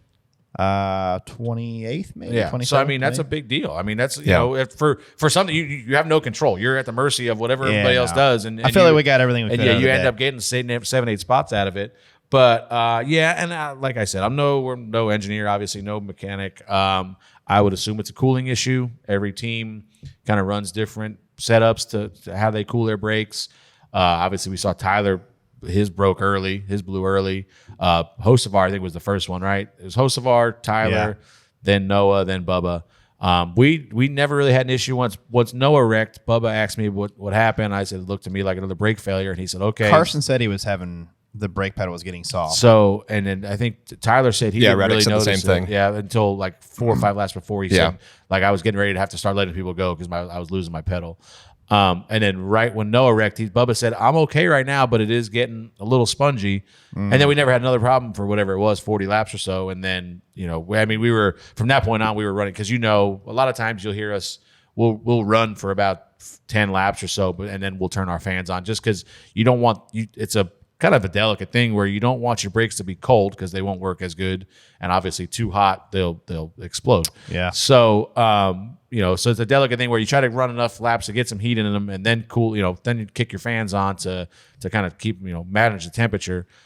So we were running our fans at the whole time now just to make sure they did not get hot, and unfortunately we came up 4 laps short. But you didn't have any brake issues, I guess. He had a few other Did issues. you use any brakes? Very little. I mean, I don't want to. I hate to say that I'm spot on because I hate seeing the cars get tore up. But it's good good to put the pressure on the teams that there's a line you can overstep, because that gives us cautions, that gives us issues and things like that. But I never like to see the rotors fail, and it's not. I mean, I looked up there. I think I looked up at one time, and Tyler was like, I saw his go, and I was like, ooh, it looked like he was watermelon the wall, like Martinsville there. But Noah's too. Yeah, Noah's scared me because when his went, it turned left. He turned left. He did? Yeah, that. And he's going to hit. And I was like, I think I might have just aimed for the wall and got there quicker rather than – because I feel like he had time to sit there and think like, oh, this is going to hurt. This is going to suck. Yeah. Graham, spot on, spot off. I mean, spot off that brakes are failing, but I think it's interesting I'm kind of – well, I heard one thing I heard Clint say that was interesting. I think it might point to it a little bit. Would be that when the brake caliper and the brake components in general reach their specific heat, that's a good operating point for them, and they can operate there constantly for a good time. That's a target heat. Problem is with all these stops and starts and stops and starts and stops and starts, it's like you're just asking for them to have issues. You're heating them up, cooling them down, and that's not good for any part, especially something that's being used that heavily. But and a track we're using the brake a lot. But I kind of like the idea of some strategy. I'd rather it be with something other than the brake rotor. I don't like to see these guys be in a situation where they can get hurt, but it's good to see that it's almost like back in the day when you could over camber a tire. Yeah. It's there's speed there, but there's a price you got to pay for it. One thing I thought was interesting is, speaking of the stopping and starting, is we didn't get to reset the pressures after that red flag. Oh, wow. Yeah, for 2 hours. Yeah, we sat there and no resetting the pressures, and nobody was going to stop. Like, nobody was going to pit. I don't know if they thought everyone would come get tires, but nobody pit. So, I mean, that was interesting. I think that I forgot what I was going to say, but the hits. I talked to Bubba and I said, did you intentionally, because ours broke, he started cursing probably about the start finish line, just damn it. So he knew it was coming. Yeah, he knew it was done. Yeah. And he intentionally turned right. And I think Tyler did the same thing. Noah went the other way, and Bubba learned his lesson from that Pocono wreck. Oh, yeah. Bubba, That's what I was thinking he about. panicked and went left, and that was probably one of the scariest things I've ever watched. That was a hard hit. And I said, "Did you turn right?" He said, "Yeah." I said, "Noah didn't get that." And thank God Noah seemed like he's okay. He definitely seemed like he was shaken up. He was a little dazed. He was talking about off seasons instead of off weeks. I was just about to say, no, we did hear your comments. Looking forward to the off season. Listen, don't worry, only 21 races left. The way they're running, I'd be looking for the off season too. But it is what it is. And thankfully, I saw a fan got hit by a piece of Noah's rotor. So thankfully, that wasn't worse than it was. He had a nice welt on his chest. I loved his hat. 2014 Daytona 500 winner hat. Noah did a great job. He DM'd him. Noah's going to hopefully take care of him. But yeah, it's always scary. And when that stuff happened with the brake rotors, when they explode, there's everywhere. Like sometimes it gets in the wall and sets the wall on That's fire. What happened to Eric Jones. Yeah. So that's what happened to Briscoe, I think, was the one that. Oh, that's true. That's right. It was. Is there anything that could have been done to avoid it? I know Larson, during the red flag, he would take his foot off the brake, or there was something that they were talking about during the broadcast. You don't want to sit there you get your foot on the brake, sitting there on the backstretch, which on a lot of Bubba spot. said. Yeah, Bubba said he didn't. Yeah, he wasn't even on the brake back there. But if you're sitting there with your foot on the brake, it's going to overheat that spot where the pads are grabbing the caliper. So what the idea is to roll forward a little bit. So now you're just grabbing different spots on the caliper. Yeah, you'll warp the mess out of a caliper if you just sit there with your brake foot on it. When it's hot. Sorry, on the rotor. Yeah. It is what it is, rotor. But it's unfortunate for us. I mean, we were going to probably run 10th or 11th, and now we finished 30th. But we'll have to rebound from that. But yeah, it's just thankful that everybody was okay, and we'll move on to next week. Well, I want to kick off today's DBC A main by congratulating Jesse Love and Chad Boat and CV Industries for their Extreme Outlaw win. Watch that one on Dirt Vision last Thursday, Friday. I don't even remember when. But really good race, really good racing, I think, all across Dirt Vision this weekend. I feel like Carson Macedo won. Quite a few others. Husitz had a good race. What do you guys think?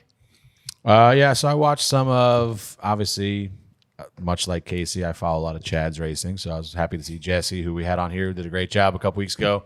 I know Owen Larson and Braxton. Owen and Braxton race the junior sprint this weekend. Yeah. We talked about this last week. I mean, St. Louis and Worldwide Technology Raceway, that whole market did a great job of bringing dirt racing and NASCAR fans together because they had a dirt race every night. Late models, I think, Larson race on Friday. You had junior sprints, the little kids that are so cute. I saw Ricky went and ran somewhere. I think Yep, the same Extreme. place. Yep. Yep. He ran 2 nights in a row. I thought I saw He him did. in a winged car. Then I saw him in a midget or something. Yeah. He raced raced midgets Thursday and and he Friday? Wednesday, Thursday, and Friday. Yep. It was good to see old Holly Shelton. She got back in. She's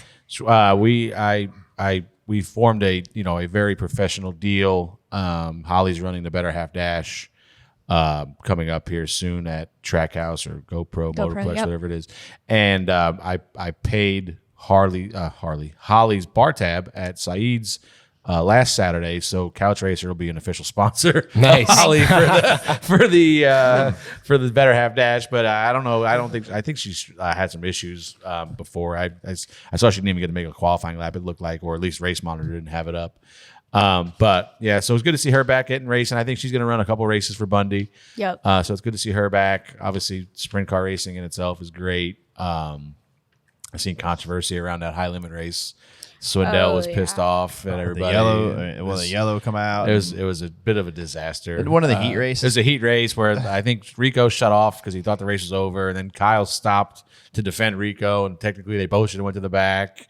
It was a bit of a disaster. Yeah. But while we're talking about dirt racing, I know obviously you don't have a giant background in dirt racing, but what you do have is a connection to the Bristol Motor Speedway that has been covered in dirt for the last few years. What's your opinion on taking that racetrack to dirt?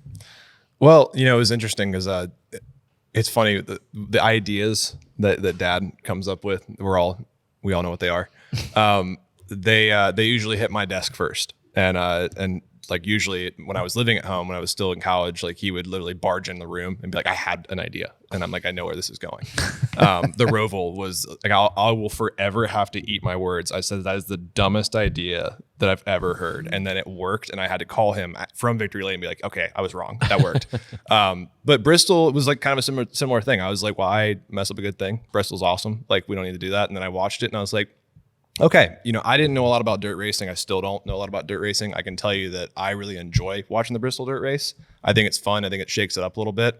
I'm all about kind of creating, a show though. That's the background I come from. So our takes are probably going to be very different on this, but I think that it's a pretty cool track. Would you and I bring enjoy it back next year? Or If it were me, I'm not going to give you my take. I don't listen at this point with our short track, like 2 years ago, 3 years ago, I'd say, yes, please take the dirt off it. Bristol is one of our best racetracks. We don't need to lose more short tracks to go to a dirt track. But right now, as bad as the short track package is, we might as well cover it in dirt because we didn't put on a great race any other short track this year. So hopefully we can get that package better and we can just say yes. And, talking about the Roval, this was a hot topic last week. The reason why we went to the Roval was the 1.5 mile was struggling. Or just wasn't putting on the best race. You've seen the last 2.5 mile races now, and there's been a lot of people clamoring for a 400-mile oval. Is it time to maybe go back there, you think? I am not the right person to ask, but here's why. I love the Roval so much. So when he came to, that was when I was still in college. He barged in my bedroom and was like, Roval. And I was like, that's not even a word. You made that up. And he said, I did. And it's great. And so we're going to go do it. And I was out at work. I was driving a Ford Focus RS. I'll never forget. It was one of my favorite cars I ever owned. So much I owned 3 of them. All at different times. No, I wrecked a couple. But I went out on the track and Dad said, I'm going to call you from the TV, like I guess the TV spotter stand, essentially the TV stand up on the top on the roof. He goes, I want to watch. He's like, go out there and tell me what you think. And he showed me the way around the track. And so like before there were rumble strips, before anyone knew it was happening, I was out there digging in this little hatchback, doing like a $145, $150 on the back stretch, feeling like I was going to die. And I love that track so much. I hope it never leaves. And you may not want to tell this story, but that's not the only time you were on there in a street car. No, actually there was another time, and I do want to tell this story. Okay, so there I was. Bubba Wallace and I have been pretty good buddies for a while, and Bubba texted me at one point, and we had talked about going on the Roval before the Roval was even a thing. And there was an obvious like, well, I can't take my cup car out there. I was like, I didn't think you could. He said, but I do have this little Lexus, and he's like, you drive something fast, we can go out there and have some fun. I said, sure. Well, I thought like, you know how you go to a bar every once in a while and you say to somebody like, oh, we should hang out sometime, you know, and you never and do. It never happens. That's Yep. kind of what I thought, because we were just becoming friends. And sure enough, I'm at lunch and I'm on a date, and I'm on a lunch date with a girl up by the speedway, and my phone buzzes and it's Bubba, and he goes, hey, I'm in the area, you want to hit the track? And I was like, I'm not going to pass up this opportunity. This is going to be a lot of fun. So I just look at her and I was like, do you want to go on the track? And she goes, yeah, sure. And I go, sure, done. So I pull up to the back, and she's not a NASCAR fan, so she doesn't know Bubba. She doesn't know anything about the track or really anything that's going on. So I pull up, and Bubba's waiting there at gate 26 in the back stretch in his Lexus. And she goes, who's that? I'm like, it's just my friend. He's going to come with us. We go out there and we start gunning it. And I forgot to tell Bubba the rumble strips were not drilled into the track yet. Oh, no. So Bubba, being a professional race car driver, goes and hits the rumble strip and slices his, I can only assume, very expensive Lexus tire clean open. Then I get the phone call, and this is what really sold the date. I think this is why I never got a second one, is because he then basically calls me. He says, can you pull over? I've had an issue. I pull over, I look, I'm like, that's obviously an issue. The team is actually there, I guess, for a tire test. They just loaded his car right up on the hauler. And he goes, can I ride with you?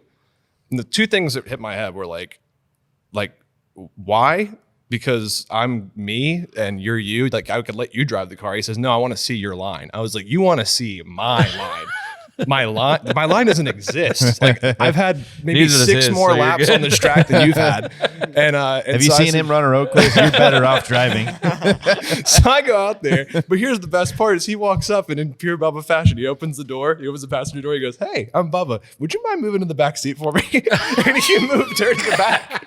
And so this poor girl, who was going to remain nameless, was just all over the back seat, because I'm trying to put on a show because Bubba's riding with me. Gosh. Oh, it was great. We did not have a second date. So no second date. No second Are date. you dating anybody else? Yes, I'm yes. asking for my single sister. You know. No, I've been in a relationship for 4.5 years. Yes, Oh, yes. well. Hey, Juliana. There you Good go. to see you.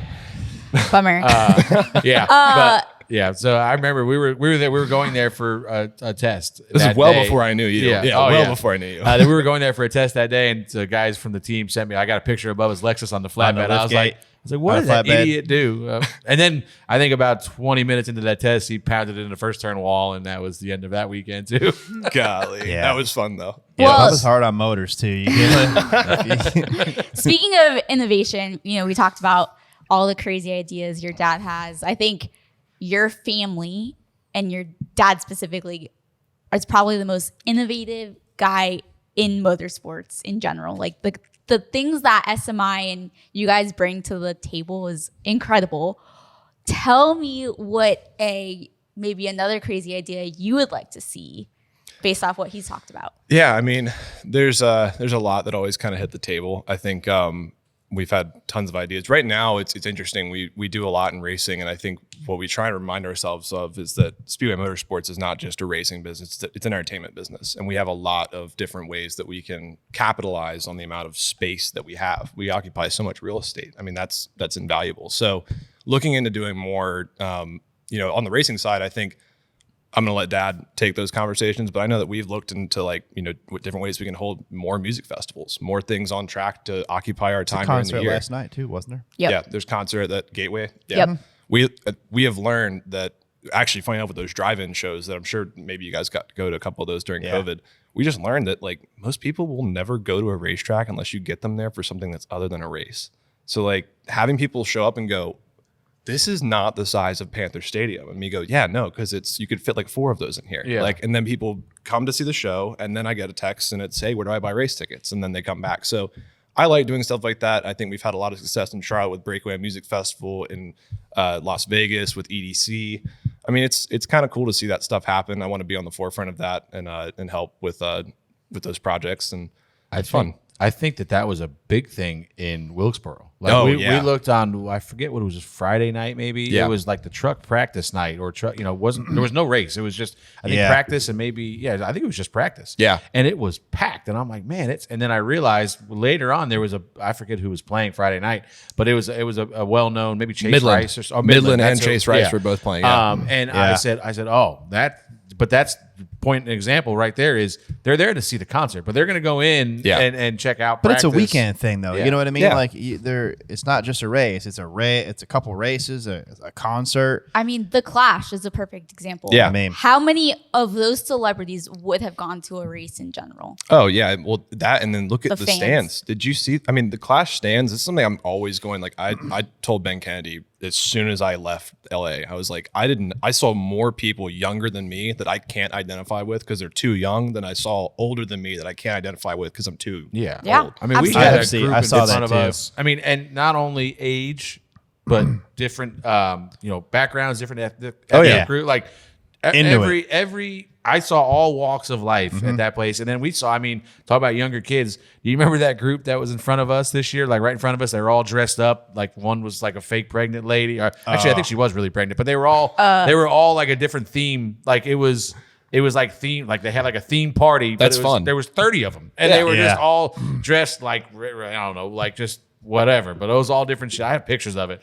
But like they're having fun, and like Yeah. they did not look like race fans. They were. I do not, think the Coliseum, I saw kids that had no idea what racing was that are now race fans. And Yeah. I laugh at the people when they're like, "Look at that place; it's half empty."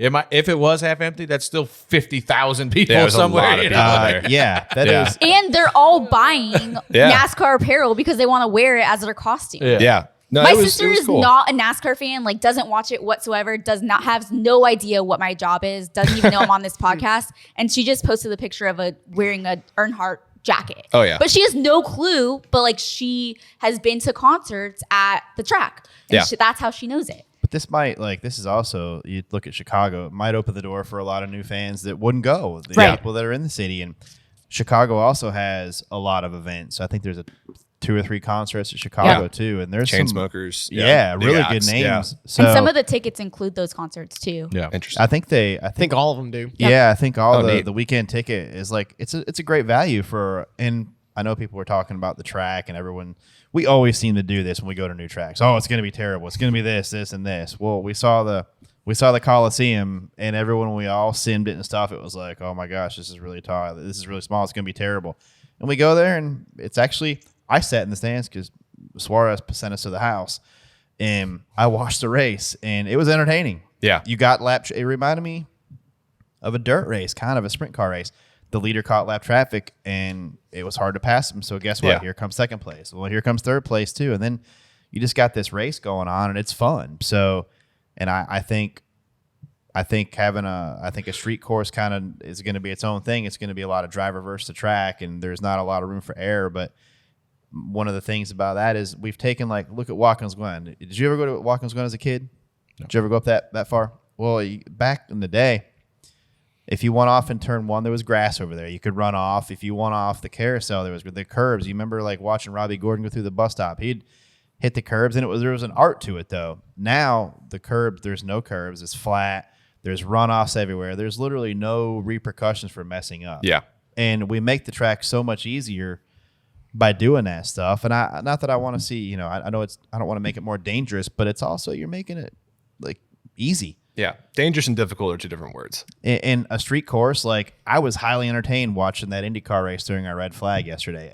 Did you watch any of it? No, I didn't get a chance to see It was really exciting. Andrew said I thought it was entertaining, didn't you? Yeah, that was very good. And the race. drivers are complaining like crazy. Oh, this is terrible. Well, I loved it. Yeah. So I don't know. Most time when the drivers complain, It's actually good. we usually really like it. Yeah. So We'll see. Okay, so you always say that when drivers come on here, they usually win their next big event. This is me putting in my official, probably 5th or 7th mention of this. I want legend cars at the Coliseum. Okay. I'm saying it now. It's a Ooh. quarter mile. It's an oval. That's what we do. I'm looking right in the camera. That's exactly. Is this what for we your do. dad? Actually, we don't Well, own that track. that's not theirs. We don't own that track, so I can't really. Because if Well, it was him, he'd already. Yeah, hear but about he from could me. probably have the conversation. Well, Could you someone have imagine- the. I'm Could do happy a to have spotter the race? conversation. Could you imagine how many legend cars you would get out there? We'd have to put a cap on it. Yeah. You know how many times every year since then I have these kids come in and they're buying parts for the year and they're like, when are we going to get out there? And I'm like, I wish that I could help you, but I can't because I don't have that kind What's of. the big like? Is the Nationals is still the biggest? Yeah, probably? so we have them for all the services. We have it for asphalt oval, dirt oval, and road course, as well as a Bandolero Nationals. and it moves around. It moves around. So yeah. let me ask you NASCAR this. could learn from you guys. What is the difference between a dirt Legends car and an asphalt Legends car? I know it's setup buys, but like when you ship it out, what is the difference? Setup. Just now, setup. now we have choices and shocks you can run with rebound and compression. But I mean, the rates. car's not built any different. So I could literally buy a Tires Legends car different. That's it. and I could go run the summer shootout and a month later decide I want to go run dirt somewhere and just change the Yeah. setup up. Do you guys know why we? I don't know if anybody knew the story about why they were, and it's very short. But essentially, the logic behind it is that Bruton and Humpy were sitting out at the speedway one day. They looked out and saw a bunch of bass boats. They're like, bass boat at the time was about 10 grand. They're like, if you can afford to buy race tickets and you can afford to buy a bass boat, we need to figure out how to make a legend car, like a race car for 10 grand. And then that's where the legend car came from. The reason it's so small, like I can't stand the fact that I can't fit in one most of the time, and I feel like my feet are all up in there. But guess what? It fits in the back of an F-150, Yeah. Yeah. and that's why it was that way. Because you don't want to have to buy a trailer for it. You could just How much throw are it back there. pontoons? Asking for a friend. lot. Asking for a friend. Oh, trust me, we have not. The legend car price is not even close to growing No. at the same speed as the You bass could get a boat whole pricing. field of Yeah. legend cars Yeah. now for a pontoon boat. Yeah, So I really got screwed out of Yeah. the boat deal with Del Yeah. Jr. yeah. So what Yeah, you're you did. saying is if you're listening to the show or watching the show on Dirt Vision and you want your kid to race, Yeah. this is the perfect way to do so. Absolutely. Yeah. They're you can race them on all three surfaces. You can have fun with them everywhere you go. They're designed to be super easy to work on. The reason we use a bike engine is because everything's in one package. It's all easy.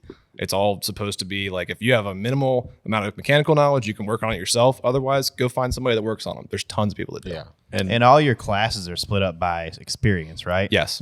I mean, Which that's- is amazing. Yes, we do young lions up to 16, which is the only age one other than masters. So if me and Freddie went to go and run, would be old lions. So you would would you're be the masters. grab all so if you're 40 plus you go to masters, but the grab all is semi-pro. So if you're between the ages of 16 and 40, you would go to semi-pro unless you qualify to go pro. But other than that, yeah. We get smoked there. It'd be, No, I you'd just have like fun. to be called a master. I'll tell you now, I'm a master. Charlotte Summer Shootout is probably the most competitive oval legend Yeah. racing I've ever seen. But yeah, Riverhead's a great track to run at. Our fairground series that we do in April is awesome in Nashville. Yeah, they're on the front stretch, right? Yeah, we were on the front stretch there. How's that track coming?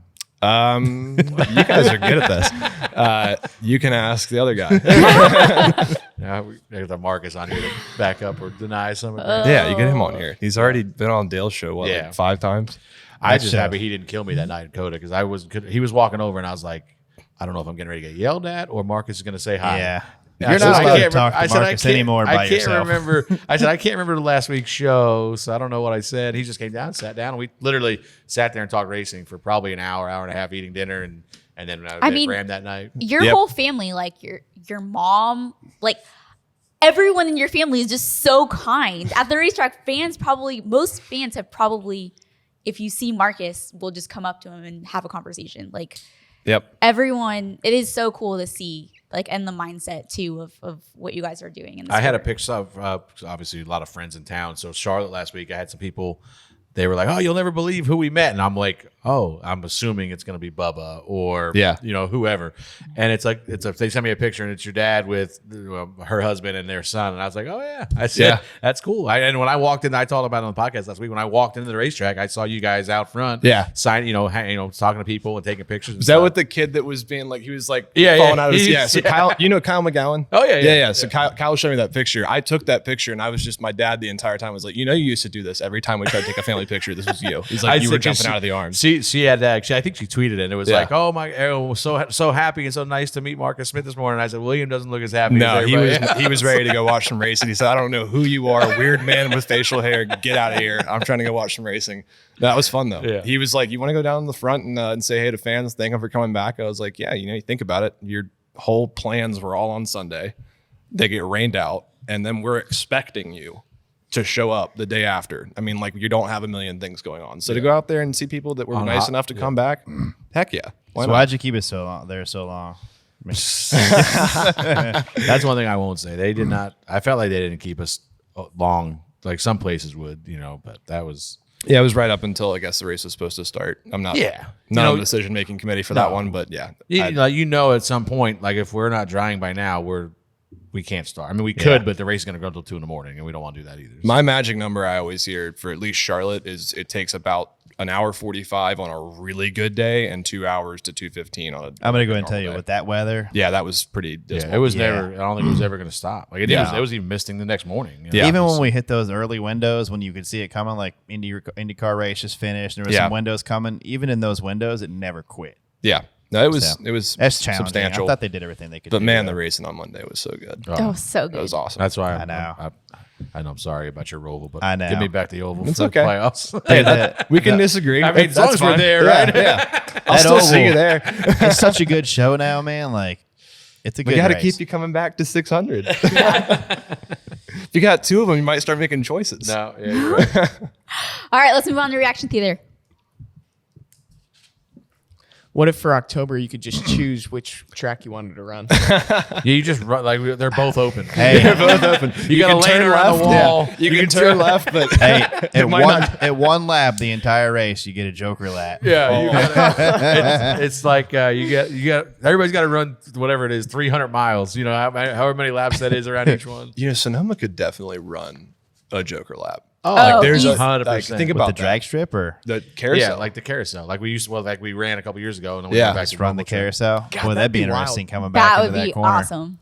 That'd All be, right. yeah, that'd be big. You'd have Hey, to Or come like- that asked corner about and what come out on ideas the- we might on the have. exit. Done. Or That's- like Supercross, where sometimes you have to run Yeah. like a certain aspect of it at least once during Yeah. that. Yeah, that's like the joke. that's exactly. A Joker I'm so lap. glad we're Yeah. running normal Sonoma again. Oh, yeah. Oh, so glad.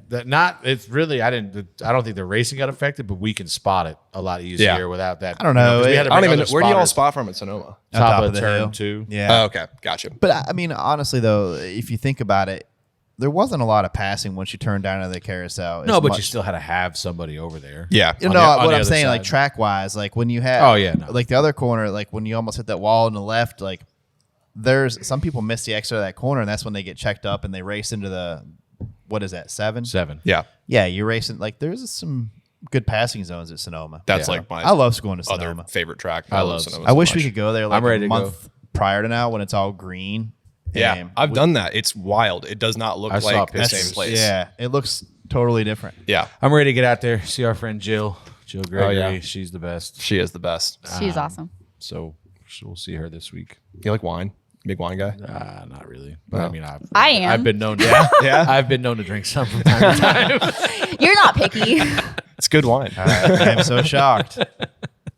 Sorry for derailing that. Yeah, it was fun. We have 3 calls. Man, I drove all 4 hours to see my 3 favorite podcasters. I only saw TJ. He was nice enough to take a picture. And I was trying to find Freddie. I checked every food stand in the midway. I guess Freddie was just too distracted by that long and narrow pit road they have here at Worldwide Technology Raceway. Other than that, great race. That's cool. I got to be honest with you. If you were looking for me, I was very easy to find. I was either on the spotter stand or in my car I mean, in the I air conditioning. I stood next to you for a majority of the time there. I mean, we were standing there for a while. So It was either in the AC or on the spotter stand. you know Those were my what? Good 2 thing about options. that weather delay deal is at least it cooled off. Thank God. There was, dude. There was Yeah. people before the start of the race, like when it was all sunny, they were dropping like flies. I heard that some guy walked out of there. He had burned through his shoes, and Oh, really? he had like burns on his feet. That place, I kind of had this, not complaint, but thought about Wilkesboro as well. Like, yeah, when you like paving everything like that with asphalt, I feel like it just feels like it's so much Radiant hotter. And like heat, we were yeah. walking in on Friday this week, and like I noticed my shoes were leaving footprints in the asphalt. You know what I mean? Yeah. It was so hot. So I wish there was like a There was cold really- asphalt alternative. There was 3 people in front of the spotter stand alone. one of them puked on your foot. One was right in front of me. did you get She- puke on your foot? No, but it was cool. Like, so the It was spotter stand close. there was like they built these tables, whatever. They're nice. I mean, you can Yeah. set your stuff on there. I was sitting underneath it before the race and like right behind the back row, and we get ready to go green. I look down, there's a woman. She got ice all over her neck, and I mean, she threw up on the ground. Right, it was rough. Yeah, and then this was not a drinking related No, motor it's blow. heat. No. This was just Yeah. heat, just older. we woman. went, right when we were going back green, another one fell out there. And Yeah, they there's a called couple. Yeah, it was rough. I mean, if you go back to that race, I mean, it's a great place, but just you got to start hydrating the day before. If you're That's gonna why go those sit people there on in the Instagram sun. are always yelling at you about not drinking enough water. This is why, right Yeah. here. And it doesn't like if you get to the point like, oh, I need to start. If you feel like, oh, I need to drink some water, it's past the point. Oh, yeah. Last year, like obviously me and Brett promote Fireball pretty often on here. So last year it's 1,000 degrees there also. And after the race is over, I'm running. I think it was Saturday's race ended, Xfinity or truck. Yeah, truck. And I'm running down the stairs to get out of here so I can go somewhere. And this fan is like, "Hey, let's do a shot of Fireball." And I'm like, "Of course, sure." So now I'm dying. I need a water, and I haven't gotten a water in like the last 100 laps. And this guy's like, "Fireball." I'm like, "Great, yeah." Sure. Was it at least cold? No, Fireball? it was fucking hot Oh, Fireball no. on a hot day. The whole way home, I was Jason Jarrett was with me. I was like, that is not sitting well. I got to get somewhere and get something in my stomach. I I've was never had warm Fireball. try in my hot life. Fireball on a hot day. It's I'm not I fine. don't gonna do think that. I'm going to do that. Yeah. No. That's sounds Shout out to disgusting. I did have you weren't there because you quit your truck deal like an hour before the race started, but What? some I may be exaggerating a little bit, but a lovely fan, DBC fan, I did not get her name, I wish I did, came over and delivered waters during the Xfinity race to the three of us, and luckily Truck for me, race. you two, truck race, and luckily for me, you two idiots weren't there. So I got all three of them. I gave one to Nick, and I think Hirschman took the other one. But very nice of them. Thank you. I needed it badly at that point. Her husband was trying to get me to drink an Ultra with him, and I said I probably have to wait a little bit on that. But although I was so hot and sweating that it probably would not even affected me at all at that point. It is still amazing how many people come up to us at the track, and Oh yeah, it's every week, like so many times. So What is up with all these NASCAR drivers punching like 3-year-old girls? My 4-year-old daughter could shit out of some of them. what They the- punch with their like That's how it was said. wristband, and they're like overthrowing, and they're pushing. Like, holy shit, boys! If you're gonna fight, fight! Oh my god, they fight like Freddie would, for sake. that dude. That seemed like a cheap shot there at the end. I don't really know. Nah, Like, did you ever- ever? If you'd like to fight, I'll be. You seen that guy that does the videos where he's like, "Oh, the no way guy." Oh, what? No yeah, way. for get sake. real. Yeah, get Yeah, real. cut that out. Like that just sounded like Yeah. him. Yeah, I listen. He's not wrong. There's been some, but we talked about that Gallagher with John West fight. That was a That was more like a WWF that was type because there was yeah. about wrestling moves. Yeah. Yeah. pulled out in that. But yeah, that like listen. what'd I Ross, tell you? the problem is like the bar. You know, it's Ross always messed this up, Yeah, I Ross set the bar way too high with that. You know, he The connected. hook, you yeah, know? So I mean, clean. And now like the next fight's got to live up to that, or you're gonna Yeah, get I let know. down. Yeah, we So- went right from the main fight of the evening to the And I was like- excited to watch this one because I heard the guy rocked him and you know, Yeah. did his fist. instead of and, what I tell you, it looked like the strings on a ceiling fan swinging at each other. I mean, if you look at it does look like Oh that. yeah. I mean, That that should have been Chandler's video. It should have been little strings flapping around. Oh. You know what they look like? The car salesman. I was about thing. to say that they inflatable dude with That's what they look like. And Chris Rice standing in the middle of it. I've heard the take about the like hockey style rules of like when they hit the ground, but have y'all discussed why that's not allowed? Like why that can't happen? Well, I mean, I just assume that it's probably not for the best interest Well, it of was anybody. just interesting, like because I heard this I played lacrosse growing up, and I heard this on a Barstool hockey podcast at one point, and they were talking about like, well, why don't those rules exist in lacrosse? He's like, because we're wearing cleats. Yeah. Like y'all are on skates. If you land a punch, it's gonna be because like just sheer luck. Like you happen to land one. If we're on cleats, Yeah. or if we're on dry ground with shoes on, it's gonna be a heck of a lot harder than with skates on. I can tell you that. Yeah. Like, you can generate some serious power. That's why. But man, I don't know, man. I've seen some good hockey fights. Those guys are. Oh, yeah. But Well, they what's- do lose their balance Yeah. quicker. It is easier to take each other down. They go down right Yeah. away usually. A couple punches and down. Yeah. Well, I mean, we could just go back to the old school thing. What they put inside the track. A ring. boxing ring. Yeah, could do that. Austin Dillon, Austin Zindrick. After the race, pre-concert. I think it was the first lineup's actually Freddie and this caller. Yeah. After calling Meet me him out. there. Yeah. I don't want to see Freddie fight. You don't? I don't think that's a good idea. All right, Freddie, open your mouth. Here's warm fireball. Yeah, that's my corner guy.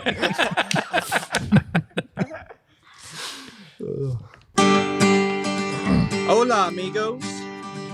¿Dónde está Corey Lajoie? Well, hey there, Lajoie. I thought of you a plan, how you can go and prove to everybody you're the man. I know of a place where your worth you can show. You'd be numero uno down in NASCAR Mexico. And you won't have to worry about getting beat by a host of ours. And you won't have the stress and nerves of driving Chase's car. That Cup Series gets scary with Larson, Ross, and Denny. So go and stack some pesos, 'cause you sure can't stack those pennies.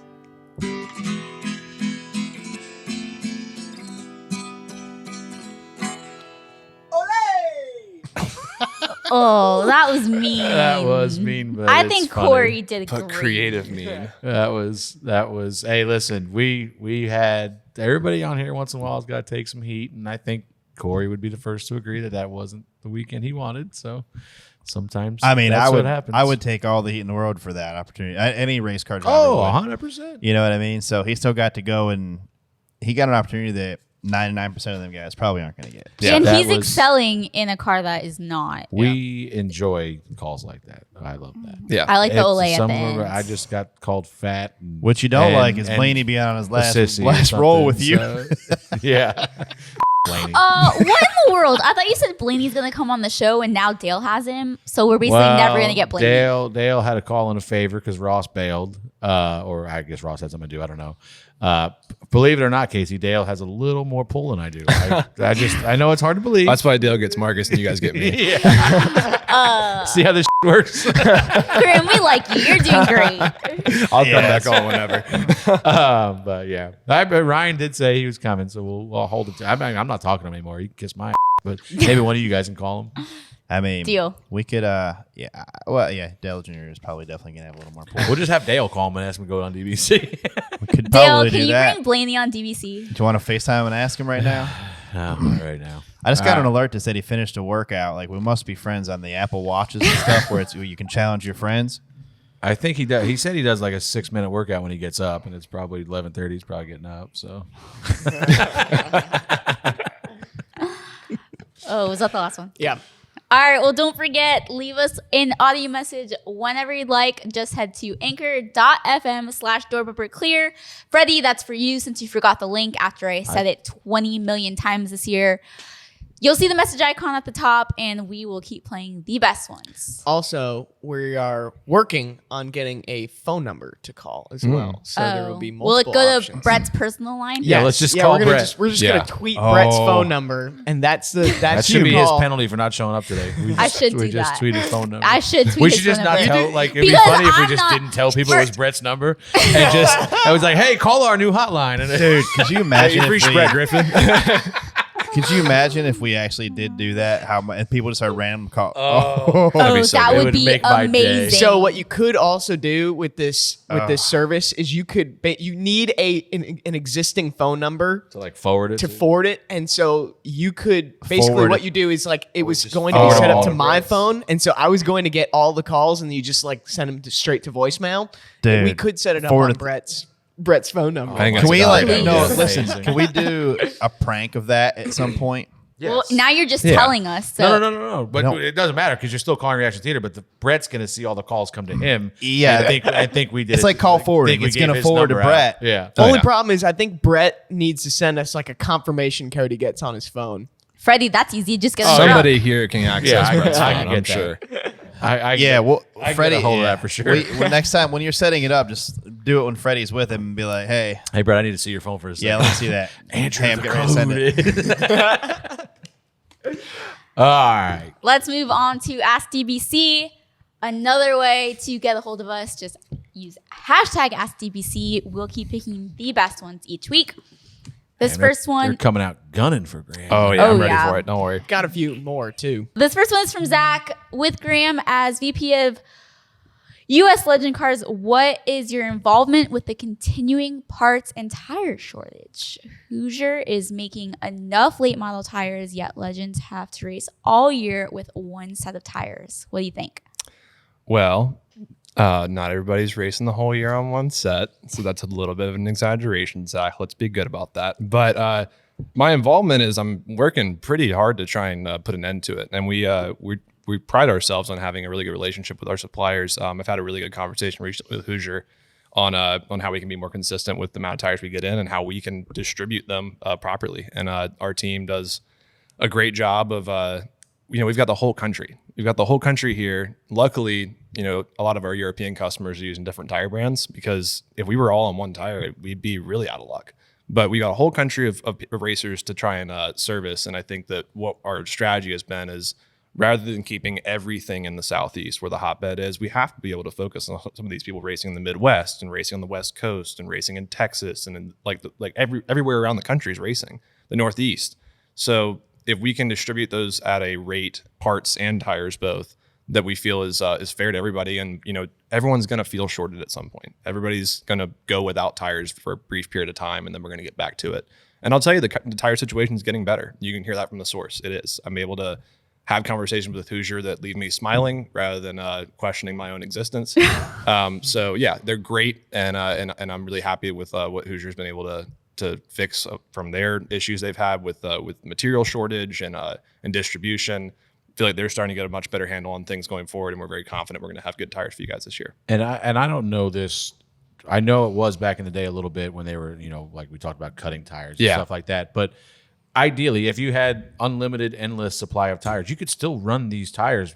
Oh yeah, much longer races, than you think you right? can. Now, and I know there's people out there that are making do, and some tracks are rougher than others, but these tires do have a great track life on them. I mean, you can run them for a lot longer than people give them credit for, and yeah, the whole purpose of this tire was to eliminate tire cutting, because that's just another way that I could outspend Freddie or I could outspend TJ at the track. Was, guess what? I've got so-and-so who cuts for some ex-NASCAR driver's kid, and he's going to cut my tires for $1,600 a set, and I'm going to show up with better tires than you. That doesn't happen anymore because of this tire, which is why we are so fervently sticking to it, to try and make the racing fair. I like it. This next one is from Joseph.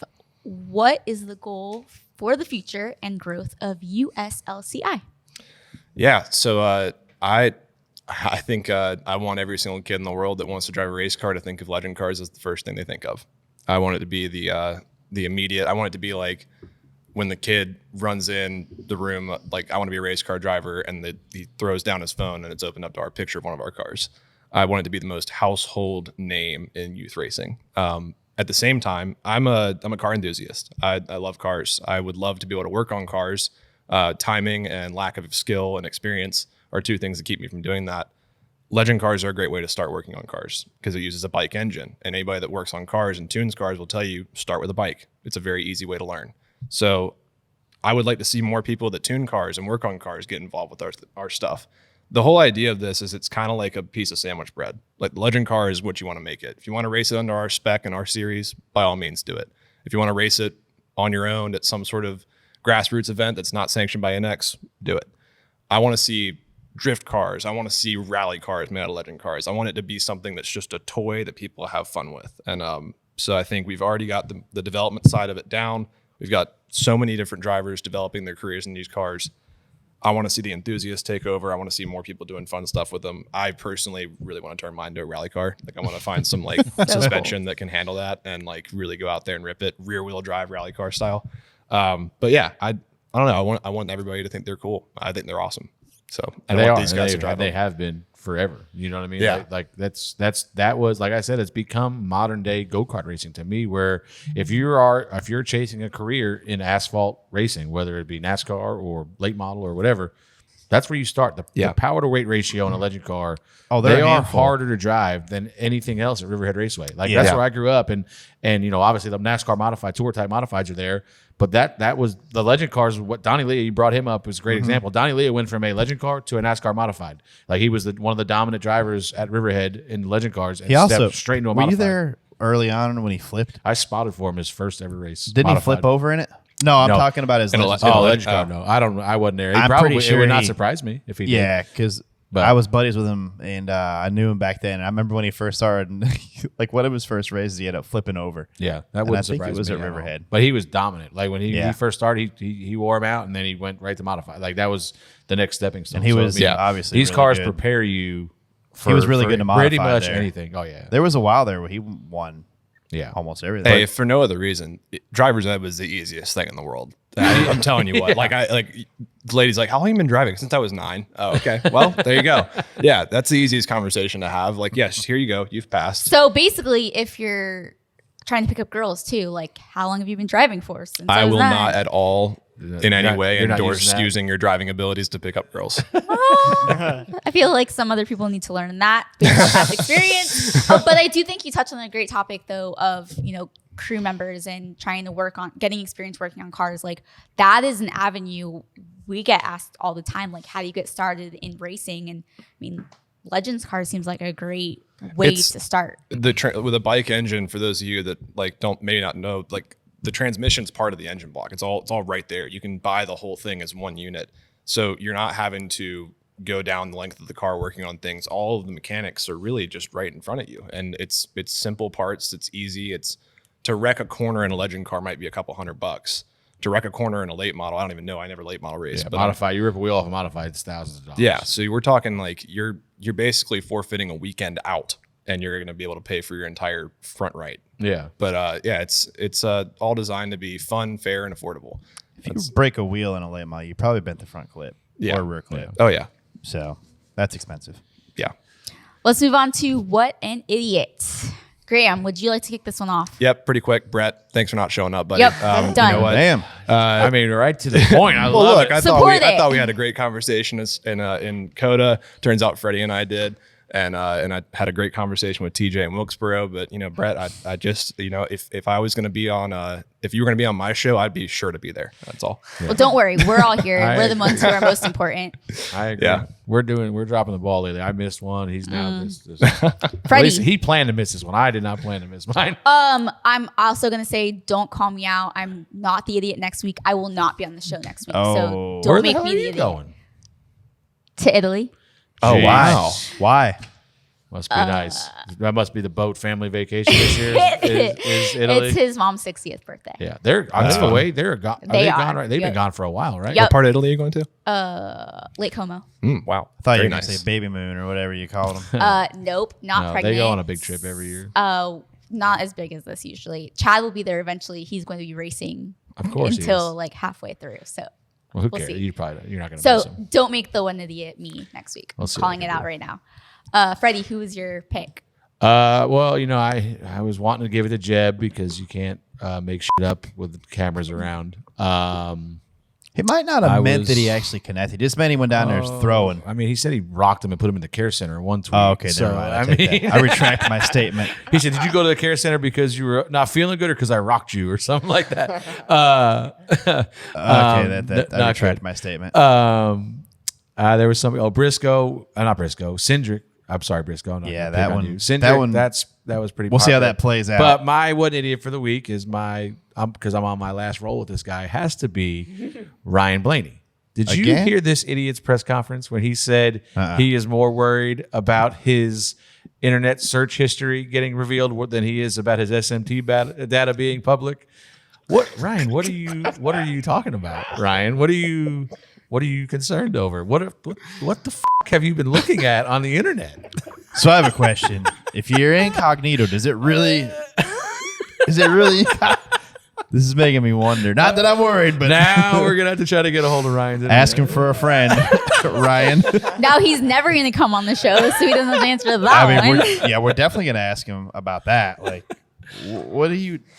Hey, I don't know that I I'm just wanted repeating that. what he said. I don't know what he's got. I'll going tell you on. what. He's probably trying to get some Google images of pit roads. Yeah, he's, Oh, seriously? you got to figure out how to navigate them. you know. Yeah, the long. I can't stop it.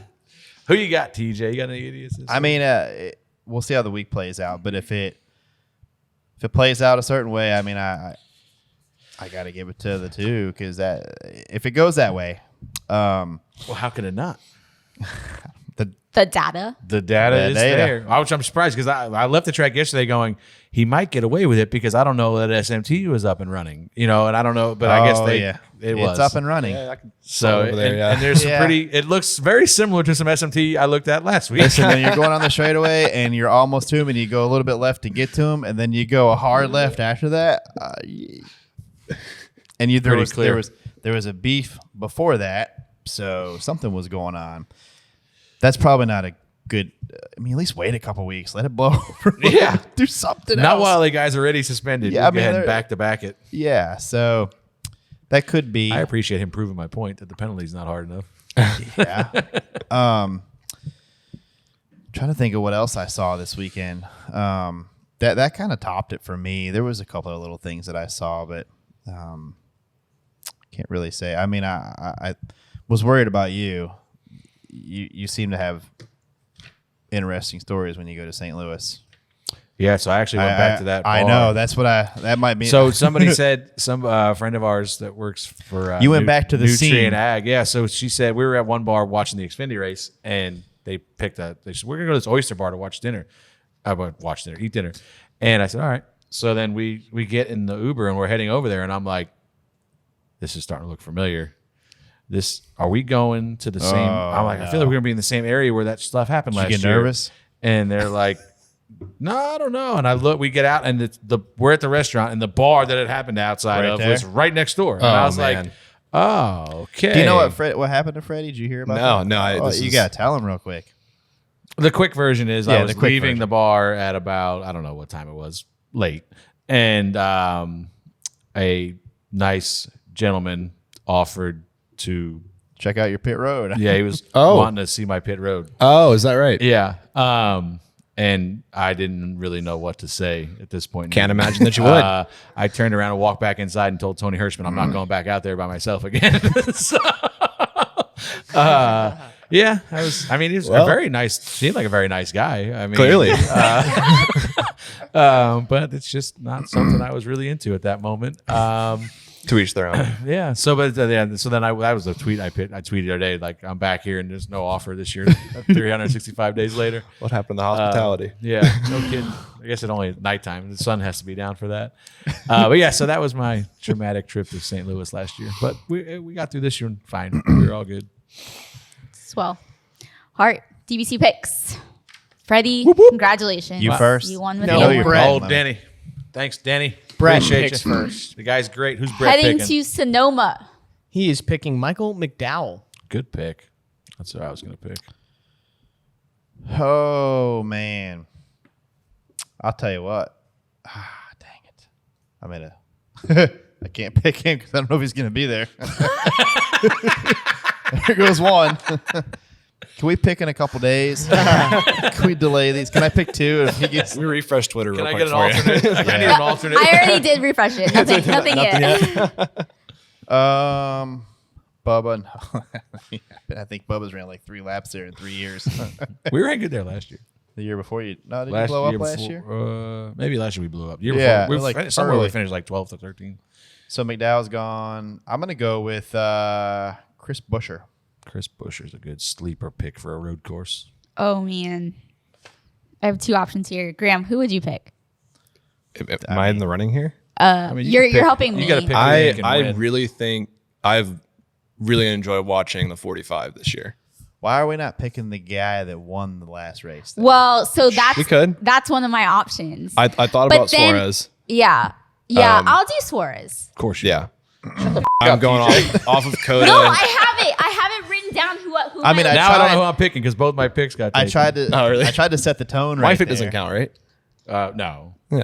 I tried to set the tone. With I don't. that. I don't. I think I used him. Oh, you guys got to pick a new one each time. Yeah. Or you're gonna use each person You one can't, time for yeah. the year. Oh, okay. Then it resets the playoffs.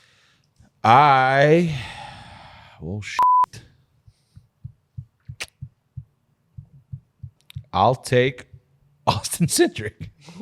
So what happens if he gets suspended? He's just laying up. I mean, yeah, he doesn't have a guy. Or Freddie, pick who you think is going to replace him. No. Austin Cindric, done. All right. Yeah, but I mean, I don't even.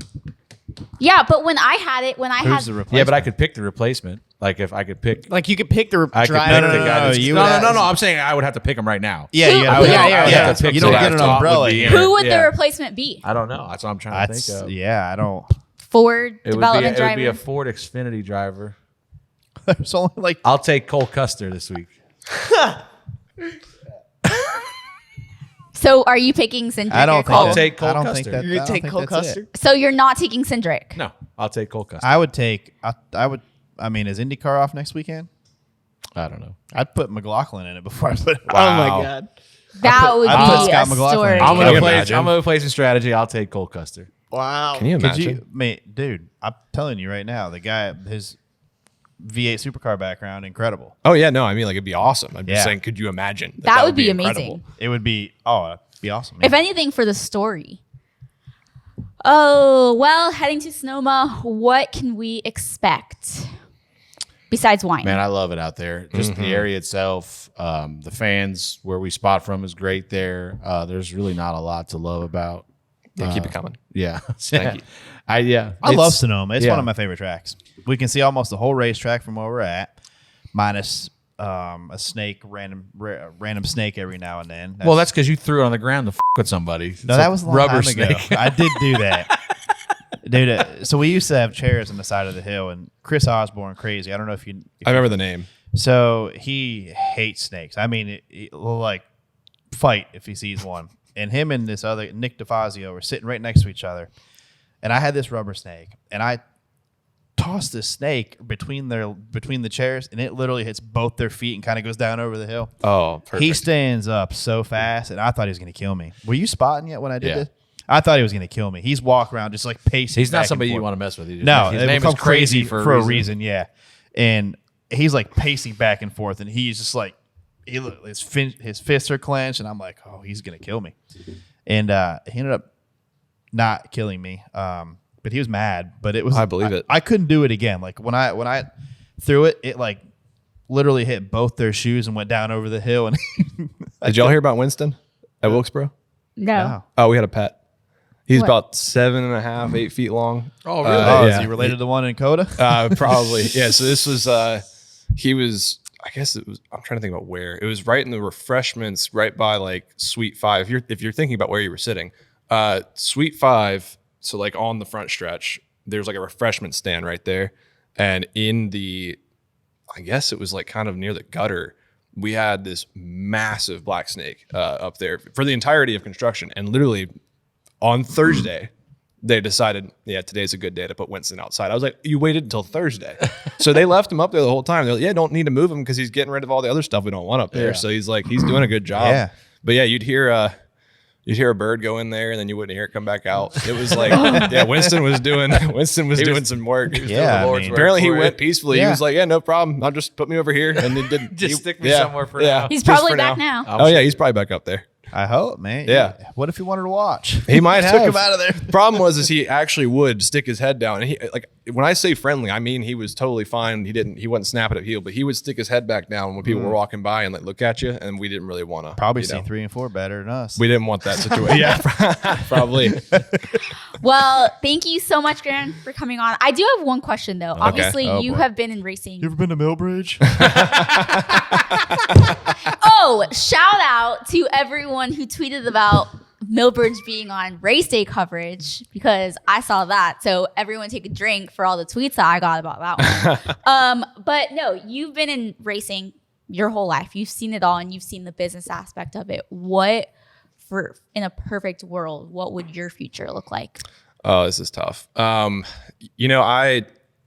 My dad is like my best friend, my like hero, like all the things. He's also my boss. But I have been blessed to have a fantastic relationship with my dad. I would like to be my dad when I grow up, just like he wanted to be Burton. And I think it's like we are all kind of striving for that greatness that Burton set the bar at. And I want to be an entertainer. I want the fans to have fun at every event that I've been able to touch and be a part of. And I want to continue doing that. But wherever I fit, I always tell my dad, I like talking about the future with whatever we're doing. It's like I'm like, put me where I can be of assistance. I'm like, you've known me my whole life, literally. You're my dad. Like, so you know what I'm good at. You know what I can do. I was like, put me where I'm going to be the biggest asset. I was like, because I don't want to just sit at a desk and have a title. Like, I want to be involved. I want to be able to help. That's why a lot of races, I still pick up a weed eater or still pick up a hammer and some nails and go fix something. Like, you'll see that I was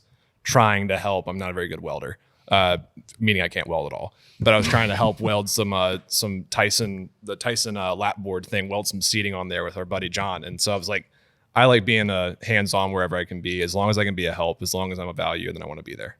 And people notice it. We've seen you now at a fair amount of tracks, Coda, obviously Charlotte, some of naturally the SMI tracks. It seems like you're kind of shadowing a little bit and just kind of learning everything you can. I'm sure you're just a sponge of definitely. Listen, we are very at times critical of certain things, but I don't think anybody does a better job than your dad of. It's not a lack of effort. It's the effort is there. Sometimes the execution or whatever might not work out to where everybody loves it, but he's trying things, he's doing things, he does a great job with what he does.